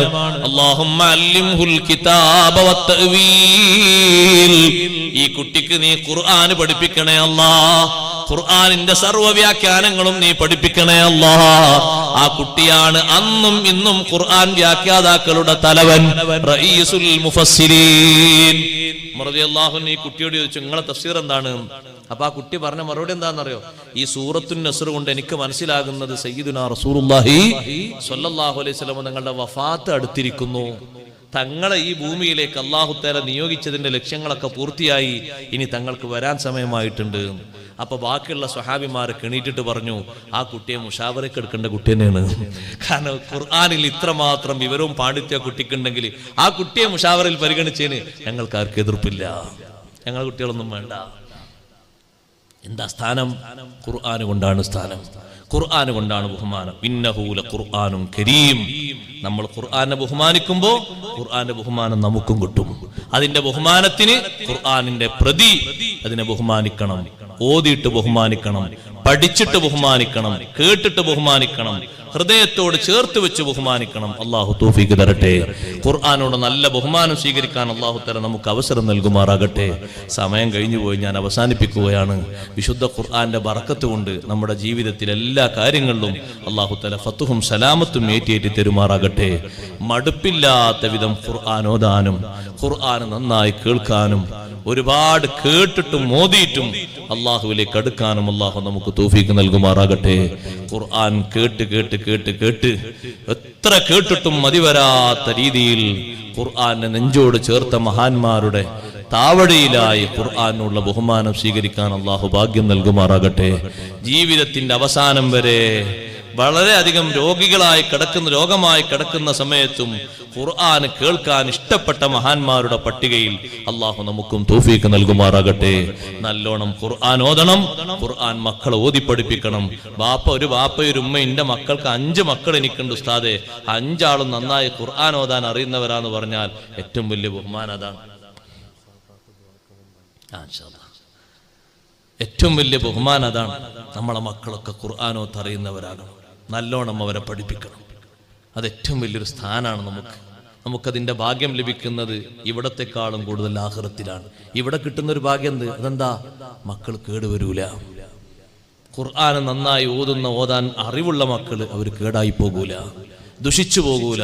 നല്ല മക്കളായി കുടുംബത്തെ നോക്കുന്ന, ദീന് കൊണ്ട് നടക്കുന്ന, സമൂഹത്തിന് വേണ്ടപ്പെട്ട, നമ്മുടെ മഹല്ലത്തിലും ദീൻ കാര്യങ്ങളിലൊക്കെ നിറഞ്ഞു നിൽക്കുന്ന നല്ല മക്കളായി വളരും. അങ്ങനല്ലേ നമുക്ക് മക്കളെ വേണ്ടത്? ദുന്യാവും ആഖിറത്തിൽ ഉപകാരപ്പെടുന്ന മക്കളല്ലേ വേണ്ടത്? അതിന് ഖുർആൻ നന്നായി ഓതി പഠിപ്പിച്ച് അവരെ നമ്മൾ രക്ഷപ്പെടുത്തണം, വളർത്തിയെടുക്കണം. എല്ലാ കുട്ടികൾക്കും ഖുർആനോത്ത് നന്നായി കൊടുക്കണം. ഒരു കുട്ടി ഖുർആനോത്തിൽ പിറകിലാണെങ്കിൽ ഉസ്താദുമാരെ സ്പെഷ്യലായി വെച്ചുകൊണ്ട് നമ്മളതിന് സ്പെഷ്യൽ ക്ലാസ് നമ്മളെ വീട്ടിൽ അതിനൊരു 10,000 കൊടുക്കേണ്ടി വന്നാലും 20,000 കൊടുക്കേണ്ടി വന്നാലും നഷ്ടമല്ല, അത് ലാഭമാണ്. ദുന്യാവിലും ലാഭമാണ്, ആഖിറത്തിലും ലാഭമാണ്. ആ കുട്ടിക്ക് തന്നെ ഇംഗ്ലീഷിൽ കുറവുണ്ടെങ്കിൽ ഒരു ടീച്ചറെ വെച്ചിട്ട് ഇംഗ്ലീഷ് പഠിപ്പിക്കണം. മാത്സിൽ കുറവുണ്ടെങ്കിൽ ഒരു കണക്കറിയുന്ന നല്ല ഒരു മാഷ വെച്ചിട്ട് കണക്കിൽ നല്ല കഴിവ് കൊടുക്കണം, വളർത്തിക്കൊണ്ടുവരണം. എല്ലാറ്റിലും കഴിവുണ്ട്, ഖുർആൻ മാത്രം ഓതാൻ അറിയില്ല എന്ന സങ്കടല്ലേ? അതുണ്ടാകരുത്. ഖുർആൻ നല്ല കഴിവുള്ളവരാകണം. അള്ളാഹു തൗഫീഖ് തരട്ടെ. നമ്മുടെ മജ്ലിസ് അള്ളാഹു ഖബൂൽ ചെയ്യുമാറാകട്ടെ.